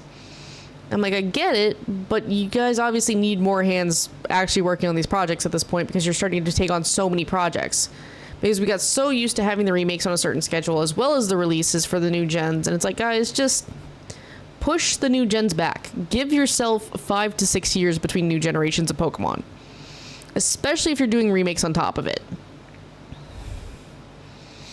Because in reality, that 3-year release window means that you've released you released Gen 8 and you immediately started working on Gen 9 as well as apparently Legends Arceus. Which, don't get me wrong, I love Arceus. Arceus is a hell of a cool Pokemon game. BDSP remakes were a disappointment. Some people will try to defend them, but someone will remind them of the flaws. Yeah, no, like, don't get me wrong. I liked the Underground where you can encounter Pokemon. I did not enjoy the BDSP remake, though. it felt like, and as weird as it is to say, it felt like a cheap imitation of the original. And that's not just the nostalgia talking, because I'll admit, there's a lot of points of nostalgia for people who try to defend it. They love Sinnoh. I have 1,000+ hours in Sinnoh alone that I know of for sure, because my original save file for Diamond was 1,052 hours before I reset it after years, because that was my first ever game where I was able to complete a Pokedex. Thank you, GTS. But whole point being, it was only Diamond. I never played Platinum. I have Platinum. I have a technical playthrough I'm working through on that, but anywho. The whole thing comes down to is, look at how good the peak remake was. Heart Gold, Soul Silver. Those were good. I like being able to play Gen 4 games for once. That's it. The remakes are just plain very boring whenever I open. They are. They tried to give us a lot of legendary encounters that you could, do shiny hunting in, which I appreciate. I was not a fan of the Shaman Darkrai encounters being limited to like the first 3 months, and then you're locked out of them forever if you didn't have them like still active per se. Because if I had known that, I would have reset save files and reactivated those quests essentially so I could do them later on. But I didn't know that until it was too late. Because again, that was like mid-move and everything else.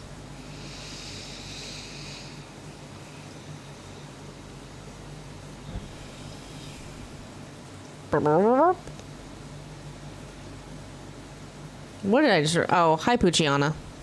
Hi, baby. I realize I have a very, weak spot in my heart for fucking dog Pokemon.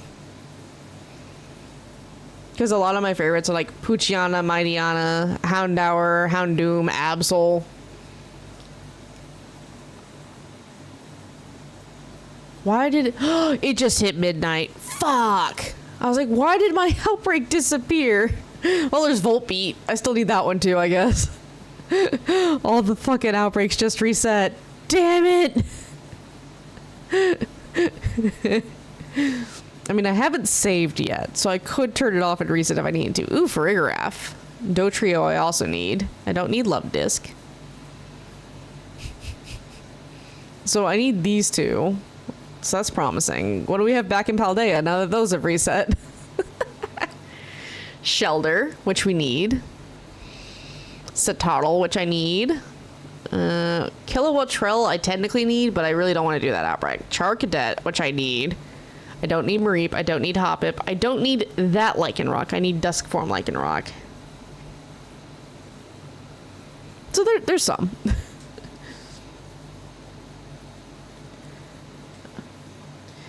Did you ever see the person's concept for a Gen 5 remake that combined with a Gen 2 remake? I did not. I guess we'll go down over here where this Voltbeat outbreak is happening. But again, so far, looking at all the remakes that have happened, by far my favorite remake is Heart Gold, Soul Silver. And it's not for the nostalgia or anything like that. It was the fact that it took a decent generation and it somehow made it better. Because don't get me wrong, Pokemon games are notorious for glitches and bugs and just code that nobody completely understands. It's all spaghetti code bullshit. But somehow it works. And that's just Pokemon's legacy. But the fact that we had such a good time with the Heart Gold Soul Silver. I loved the Pokewalker. I loved the attention to detail and all the animations. There was so many random after events in that game. It was insane.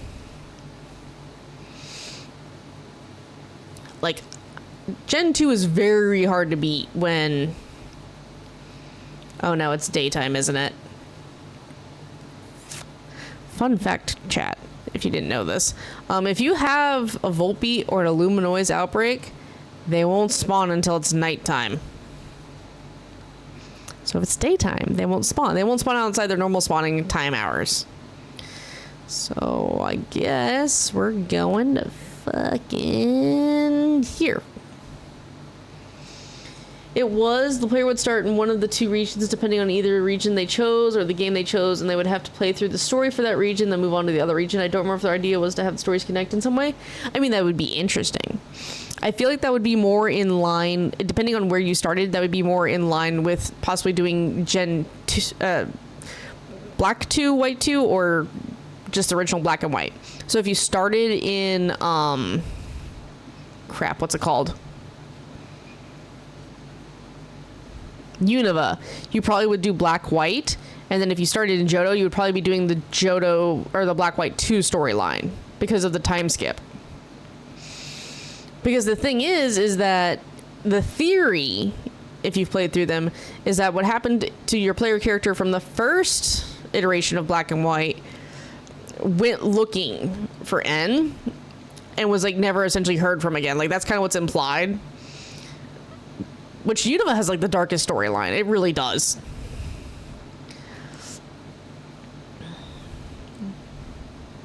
But a lot of them theorize that Mount Silver, or not Mount Silver, but like Johto was near Unova, and because of that, that's where you got lost, was crossing the mountain range or whatever. For your first player character, so then you're like your second one's not looking for your character, but you're dealing with the fallout from it in black and white too, which was really interesting to me because that was the first time we'd had Pokemon do a sequel. If only Game Freak would make a third game to give closure to that fucking story to the player character being missing. I know, right? Makes for some great fan fiction though.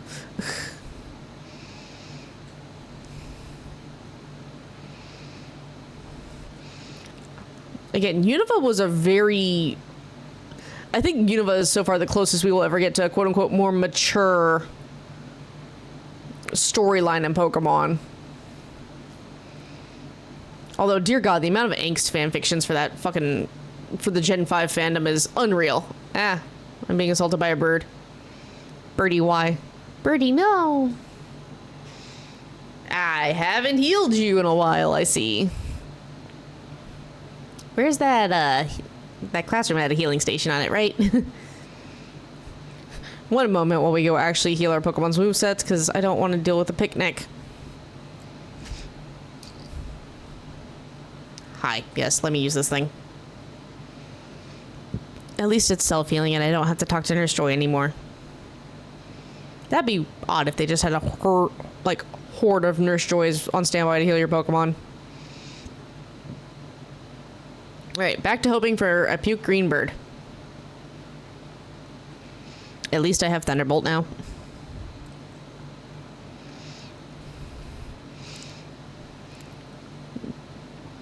See, I think that's the bigger thing too. If, like, they're hemming and haw with the black and white remake is because there is the two separate storylines in the 3-year time skip. Do you roll it all into one game and you just have the one version or the other version? Or do you split it into 4 remakes? Like, I still love the fact that everyone was predicting Gen 2 Legends or a Gen 5 remake in Game Freak Express on Z3A. Yeah. I'm fine for it.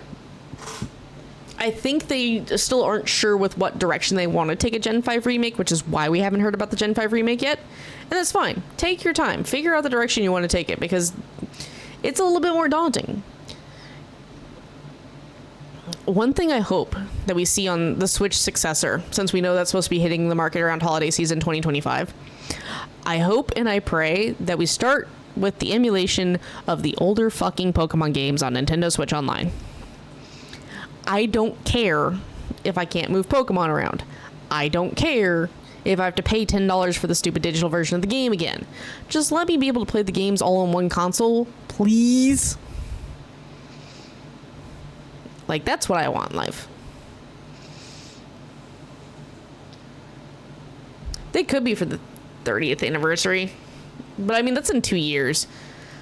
That's a lot. Unless they've got a secret team working on them, that's a lot when you think about it. Joltik in chat for anyone who needs the electric buggy boy.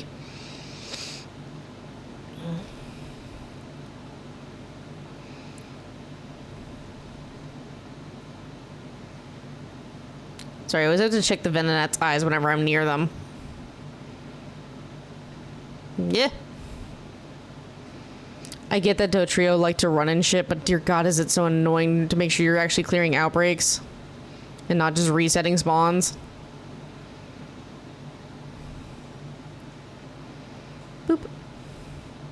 I want them to bundle all of the Game Boy, Game Boy Color, Game Boy Advance games into one thing and have it be a one-time purchase like 20, 30 something due to the age of them. Yeah. Like I said, I don't care how they do it. I just want to be able to play all the Pokemon games on one console, man.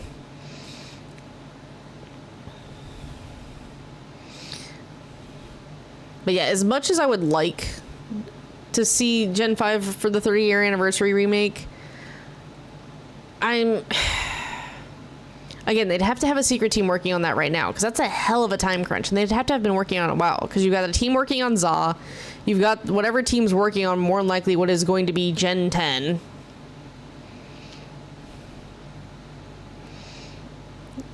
That's kind of when I'm like, Do you still have the same, like, top, was it 10 people that have to be involved in every single project? And it's like, okay, we get it, Game Freak, but listen.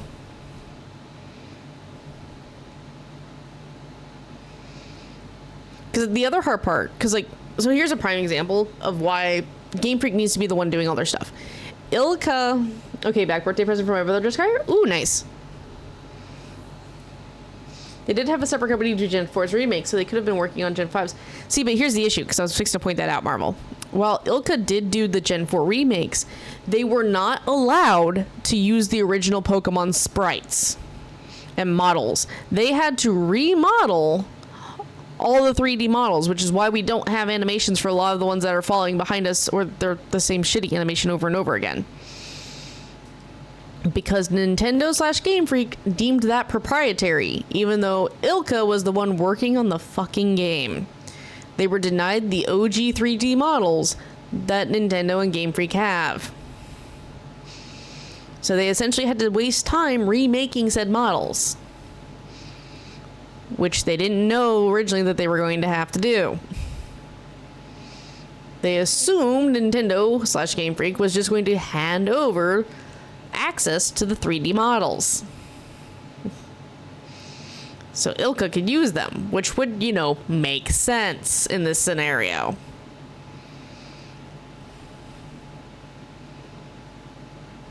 Okay, I need to find Dotrios that I can actually murder, because we're not clearing them fast enough, and so they're just not spawning now.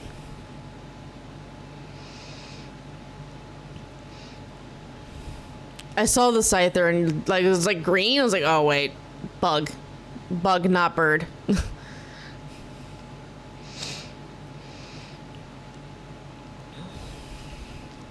Like, again, that's my issue on it. It's just why make it harder? Like, you're already outsourcing this work to another company. Why make it harder for said company to complete their tasks in a timely manner and excel in it? Like, it almost feels like Game Freak. It's a massive 511 brand range bag. Ooh, nice. 511's good.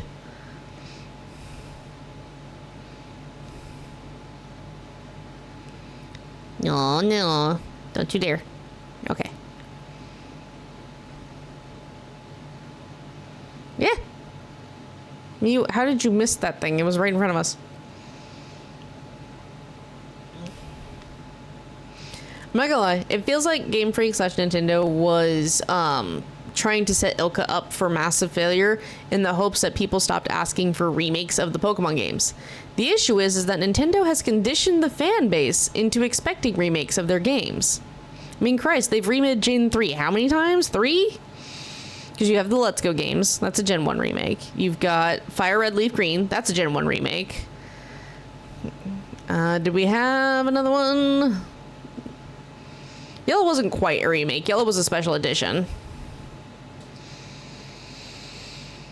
Oh, God, my ribs. I'm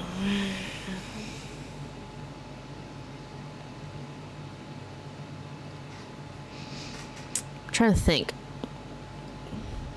Because you had red, blue. I had yellow as OG with red, blue. Yeah, see, and that's valid. Because you had red, blue, technically green if you're in Japan.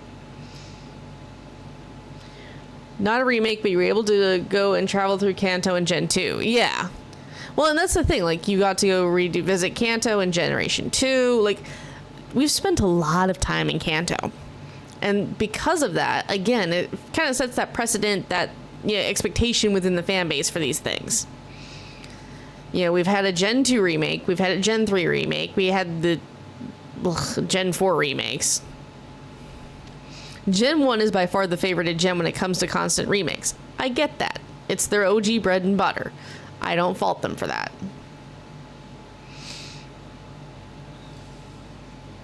Kanto is home, Kanto is safe, Kanto is best. Kanto is nostalgia, and nostalgia sells. To be fair, if they did an updated Gen 2 remake, like an actual Gen 2 Legends game or a Gen 2 remake for the Switch, people would love it. Kanto's annoyingly overdone. It really is, especially when you realize that when you look across all mainline Pokemon games, Psyduck and fucking Magnemite have been in every single mainline Pokemon game since the original. They've never not been in the games. Two of the most random fucking lines. And somehow, they've been in every single Pokemon game.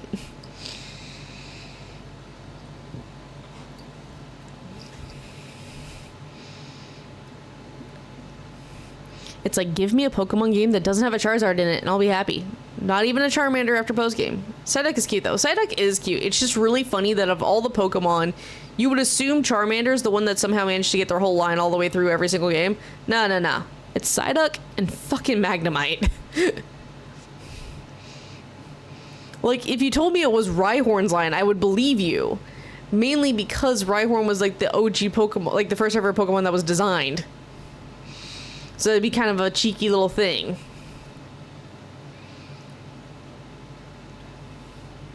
I'm about to just give up on this outbreak, y'all. We're not getting nearly as many KOs because they keep running off before I can murder them.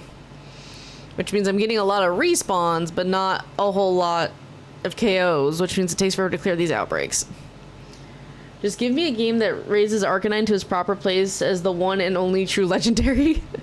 I love the fact that Arcanine's literally called the legendary Pokemon, but it's not even a fucking pseudo. Gen 1, it was technically a pseudo. Yet just now the outbreak's starting to go down. We've been here for like 20 minutes. We're gonna go to fucking Farigiraf. Fuck this shit. I am going to swap to low kicks though.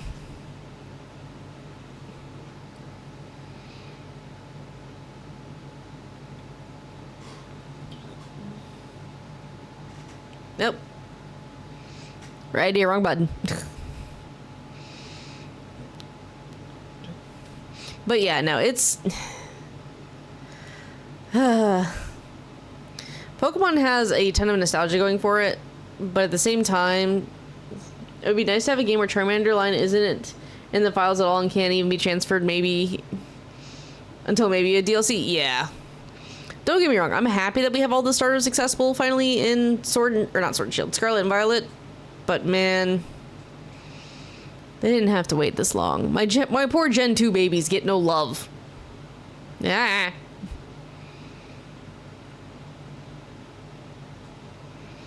Like, I love how, like, well-favored Gen 2 is, but at the same time, it feels like Gen 2 is the redheaded stepchild when it comes to Pokemon, even though they had the best remake.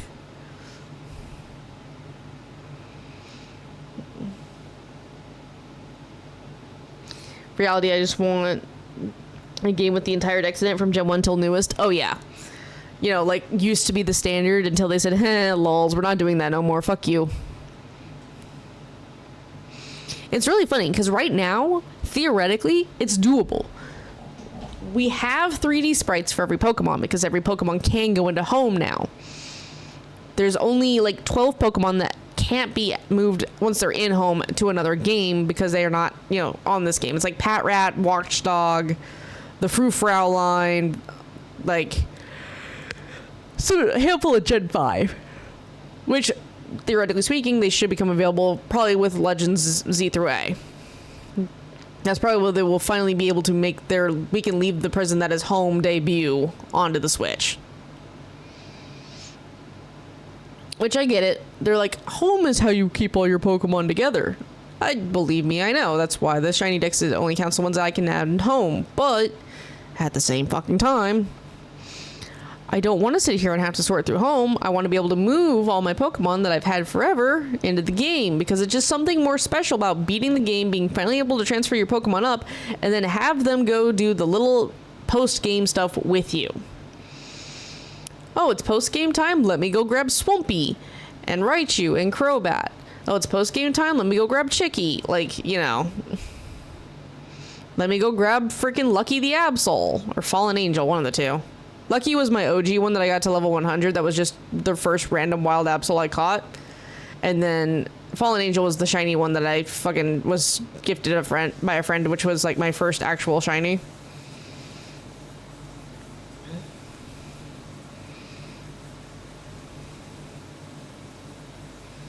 Because they bred me the shiny Absol, and I was trying to breed them a shiny Shinx, but after, what was it, like, something like 4,000 eggs with the Lucky Charm in fucking Diamond and no luck, I couldn't do it anymore.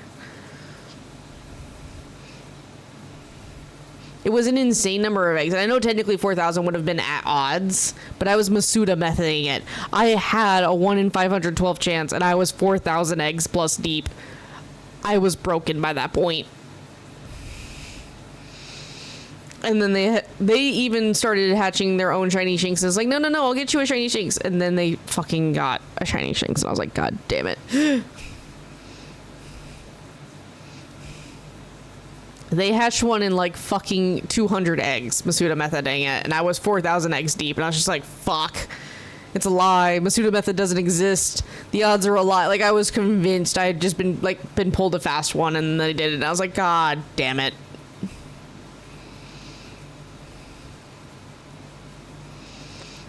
And to this day, that is why Masuda method is the bane of my existence. Pokemon Home's rate of getting updates to include newer games is terrible. I know you said Ilka had to remodel the Pokemon, but Jesus fucking Christ, barely 100 Pokemon per gen anymore? Oh, I know. I know what you're getting at there, Marvel. Fun fact, the reason why if you catch a Spinda in the Diamond and Pearl remakes and why it's forever stuck in fucking Home is because of how they had to redo the coding for the infinite patterns, which is why it can't leave Home, because Ilka had to redo that coding because they had to redo the models.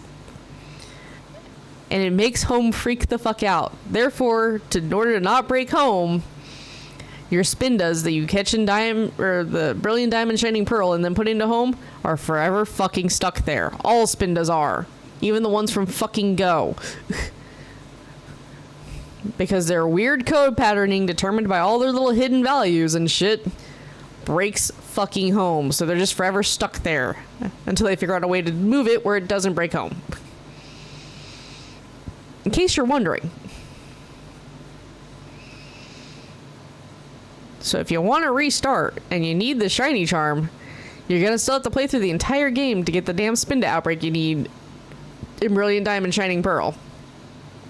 Because they're forever stuck in Home. It's so fucking dumb. Which also, these guys are not very noticeable. They're like Girafarig as far as I know, where their nose turns blue, and that's like the only way to tell they're shiny.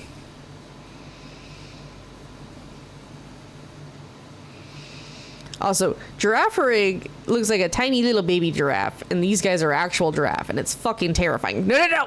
Fuck. You bastard. I didn't want to fight you, Krookodile. Why are you like this? Also, why are you stellar? Why is everything stellar now? Ow. Brightness. I mean, I know I have the type advantage, but still. Got the attack lower too.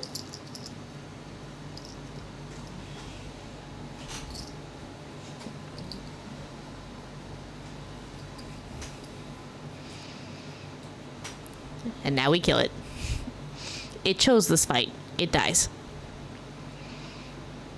Wonder how they're gonna do the stellar thing in the future games, unless they choose it forgets to exist like Z moves. They will probably not do the terrestrialization thing. I feel like Pokemon is very much like we don't really want to take our gimmicks with us to the next generation. You can't Dynamax in Gen 9. You can only do the current gimmick. I feel like they're just going to keep leaving gimmicks behind. If it's got a battle form, it's marked as a different thing in Home, which is nice, but at the same time, like, I don't see them having any real luck when it comes to trying to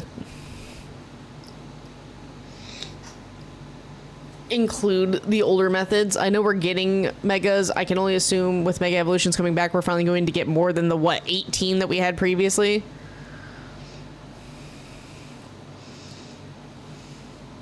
It is the only gimmick that has lasted multiple games, and it's exciting to see it come back. One thing I wish they had kept over from, are you a shiny Gigantamax Snorlax now there, Archer? Your tree changed colors. Your Snorlax also looks bluer. Now you're the Golden Arcanine. But, one thing I want to see them... I'm messing around with the avatars. Okay. I was just like, wait, what?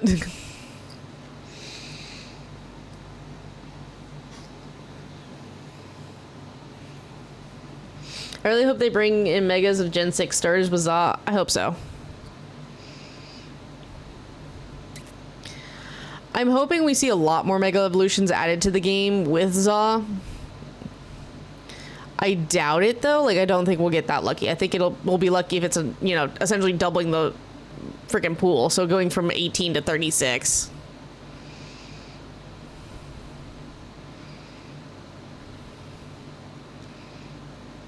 But yeah, no, Pokemon is very much, we have a gimmick of the generation, and that's what we're sticking to.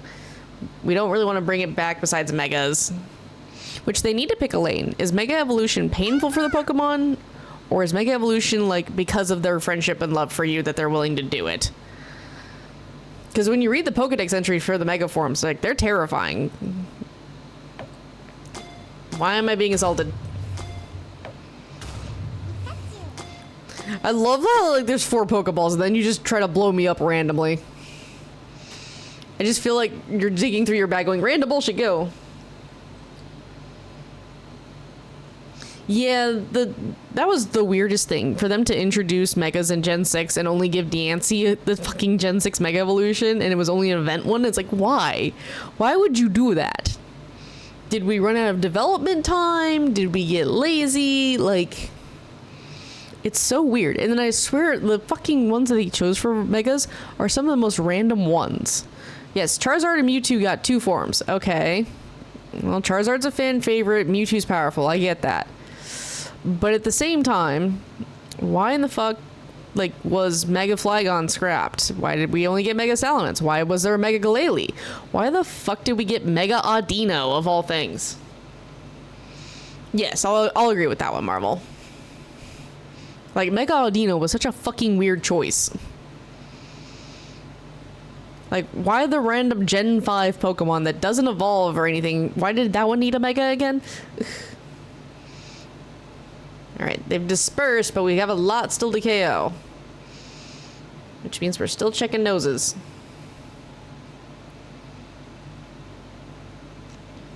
Yeah, don't bite me. The giraffes are trying to trample me, and I don't appreciate it. Damn it. That one trampled me.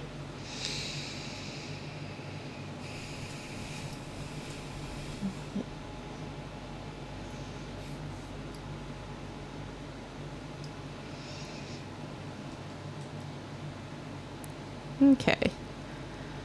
I just have, I think, you left to KO. The other one despawned. Once again, no shiny. Womp womp.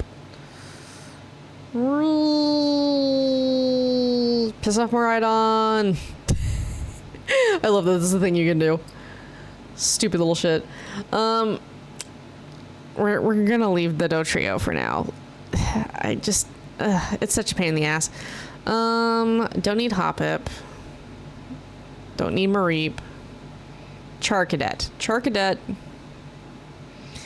Charcadet's probably gonna be the last one that we do at the Outbreak for, and then we'll probably call stream because it's now midnight 30 for me. And I'm starting to feel it. Again, I'm slowly trying to shift my sleep schedule as much over for this to where I go till 2 or 3 a.m. my time, but at the same time, my boss has got me like on a 50-50, so like half my days are opening and half my days are closing. Which is the worst version of a 50-50 she could give me. If it was half closing and half swing shift, it'd be a lot better. But I swear my boss is drunk when she does the scheduling. Ah, yes, you worked enclosed the night before, but I want you back in at 6 or 7 a.m. to open. Well, legally, I can do it to you because you have enough of a break. Yes, theoretically speaking.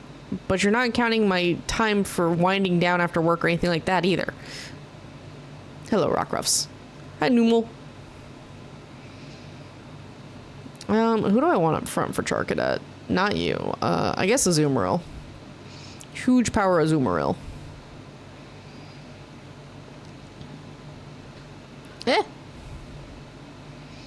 Well, I guess we're just sliding down now.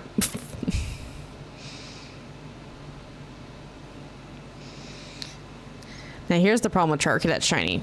The only thing that changes is the fucking eyes, and they go from red to blue. Char Cadet, Armarouge, and fucking... God damn it, what's the other one? Celerouge have amazing fucking designs, but all we did for the shinies was change their fucking colors for their eyes. They could have given the legendaries in Gen 6 megas because that's what they were hyped up for. Yeah, I mean, technically, if you want to argue it, you could argue that Zygarde Complete is essentially a mega. It's just a permanent mega. But I don't even think we officially got Zygarde Complete form in Gen 6.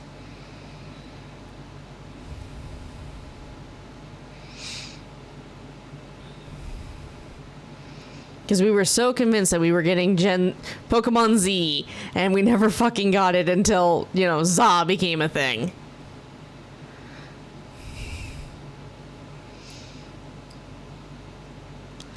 Wasn't until Gen 7. I know. But technically, Zygarde will always belong to Gen 6, okay? It's part of that legendary trio in my brain, and will forever be part of that legendary trio.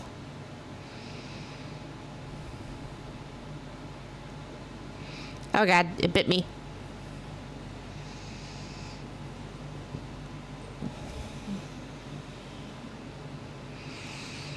Again, this is why I argue that technically Complete is a mega, just a very special one. Barf, barf.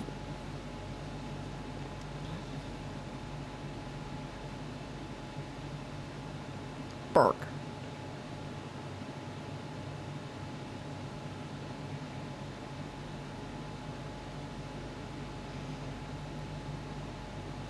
I'm looking for 2 tiny little blue dots, and my brain just wants to zone out right now and just murder until Azumarill refuses to murder.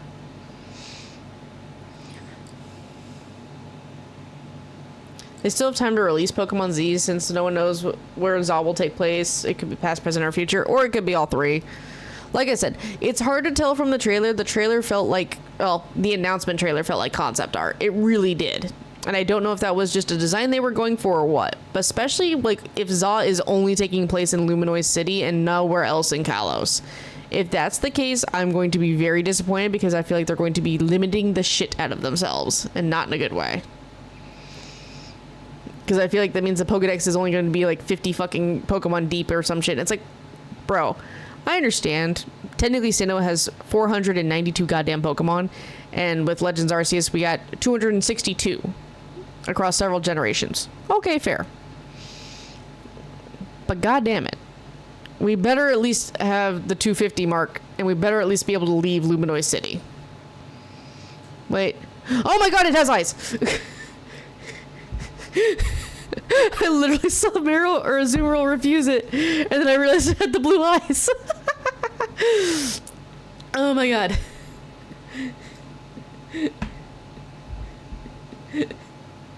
Let's go. I think they're making it in the past like Arceus because the thing was on the blueprints, but who knows? Yeah. Well, there's one. Now I need 2 more.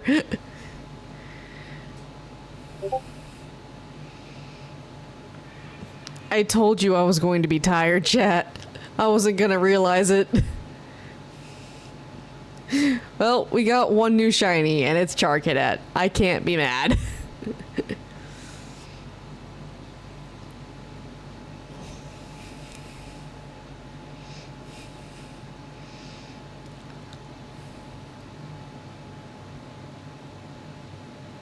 Why do I feel like you're paler than normal? Okay, good, you're not. The green seemed off, and I was like, please no, I don't need that one shiny. The only one I technically need shiny that I should have gotten the other day was Goomy, and I forgot that I needed a regular Goodra. Because I have Hisuian Goodra and Sliggoo. Some people said that the whole wild Pokemon thing could be in the small circular area sections of the city or the underground catacombs.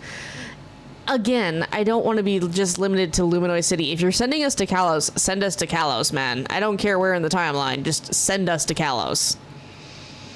Because that was my one complaint with Legends Arceus, is you can't go from like the Obsidian Fields to the fucking coastland. You had to go from the Obsidian Fields back to Jubilife, then to the coastland. Don't force me through a central hub, and then don't make the entire game just the central hub. I don't want to either. That would suck. Yeah, oh yeah, it would be very boring. It would be very repetitive. And I get that if they do it in Luminoid City, they're going to do the stupid thing of, well, there's a power outage, or like there's some stupid reason you can't go to the section of the city until later in the game. But at that point, I feel like you're just killing a very good idea of Pokemon. Legends Arceus was successful while slept on because it was such a difference from the norm, and people loved it.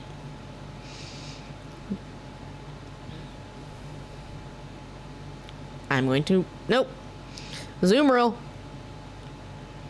Stop murdering the Fugus and murder the little fire baby chasing me, please, and thank you.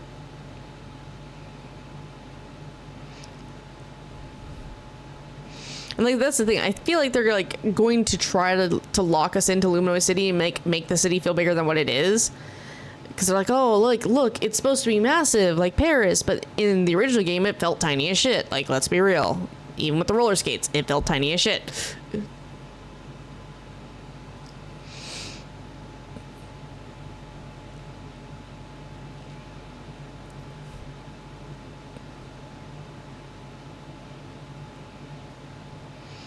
I think, because I played Gen 6 when it came out. I think part of the nostalgia feeling for me for Gen 6 was the fact that that was my first 3DS game, and therefore was my first DS game that had a fucking Joy-Con. Like, the DS itself had the Joy-Con on the 3DS, and so I got the actual smooth motion after years of only using the equivalent of a D-pad for play Pokemon. And now I'm using an actual full-size controller. How the times have changed. Yes, I know about the ones on the GameCube and all that shit. I didn't play those as a kid, okay? Did not have that console. I had Game Boys. That was it, literally. It was Game Boys and the one Xbox.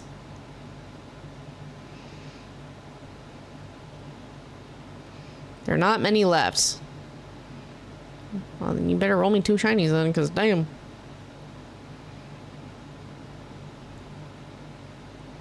Who knows? Maybe main base camp will be in the center where the tower is, and the city will be gigantic and empty. It'll suck, but who knows? Yeah.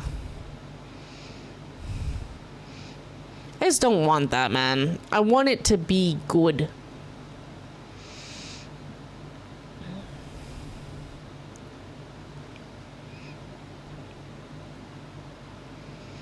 I mean, you didn't have to murder the Tropius. It was stuck on the rock, but alright.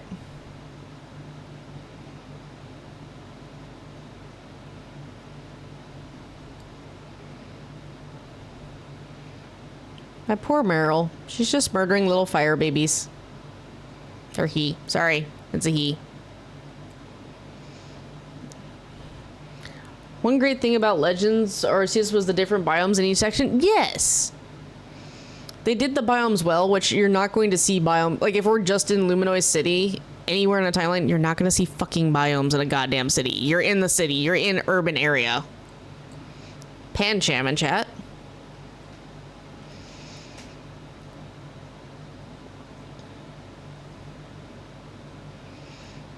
Yeah, and that won't be possible in Luminois. 100%. Which would suck so bad. Because that's what I'm saying, like, if it's only in the city and you don't have diverse biomes, you're going to have a very limited Pokedex. And it's like, at that point, what's the point of the game? Like, what storyline could you possibly have to justify a very limited range of Pokedex? Like, I don't even care if there's past present forms like there is with the Hisuian forms. I don't give a shit about that. I just want the Legends Arceus feel again. Running around, studying Pokemon, beating them in the back of the head with a Pokeball, showing them who's superior, fucking up and having an alpha chase you when you're hella underleveled for the bitch. That first Rapidash encounter, man, to this day, still, it can't be that bad. Oh god, it is. I've made a mistake.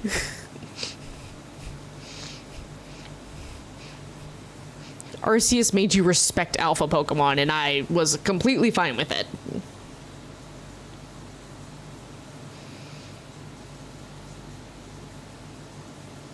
Hello, Pineco.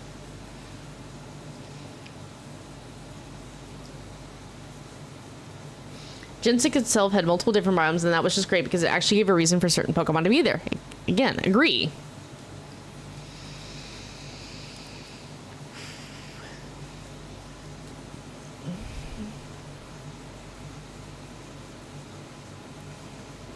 All right.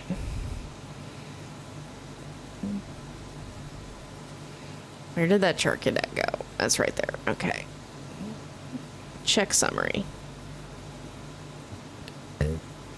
It doesn't have any. Okay, so no mark, but that's fine. You can tell which ones I was dealing with fucking Pokedexing with. Alright. We are going to save and we're going to call it here for the night because it is almost 1 a.m. my time. And your girl is getting sleepies. Ugh. Not bad. Almost 4 hours. I will see if we have any friends online for raiding tonight. Today. Close that. And then that. Who's online? When I was working on the Dex in Arceus so I could catch Arceus, I became Alpha Hunter, which was fun. Yeah, exactly. There was incentive, like, you were incentivized. I mean, Shred Shrek's live, guys, and he's playing Undertale. We haven't raided Shred in a while.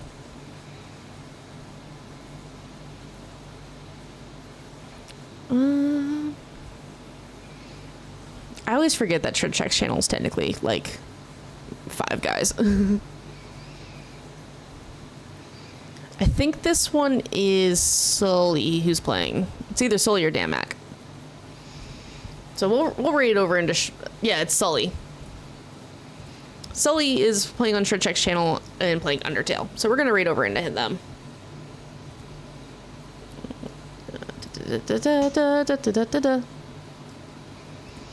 Alright, so we're going to do the raid messages. No problem, you guys are welcome for stream.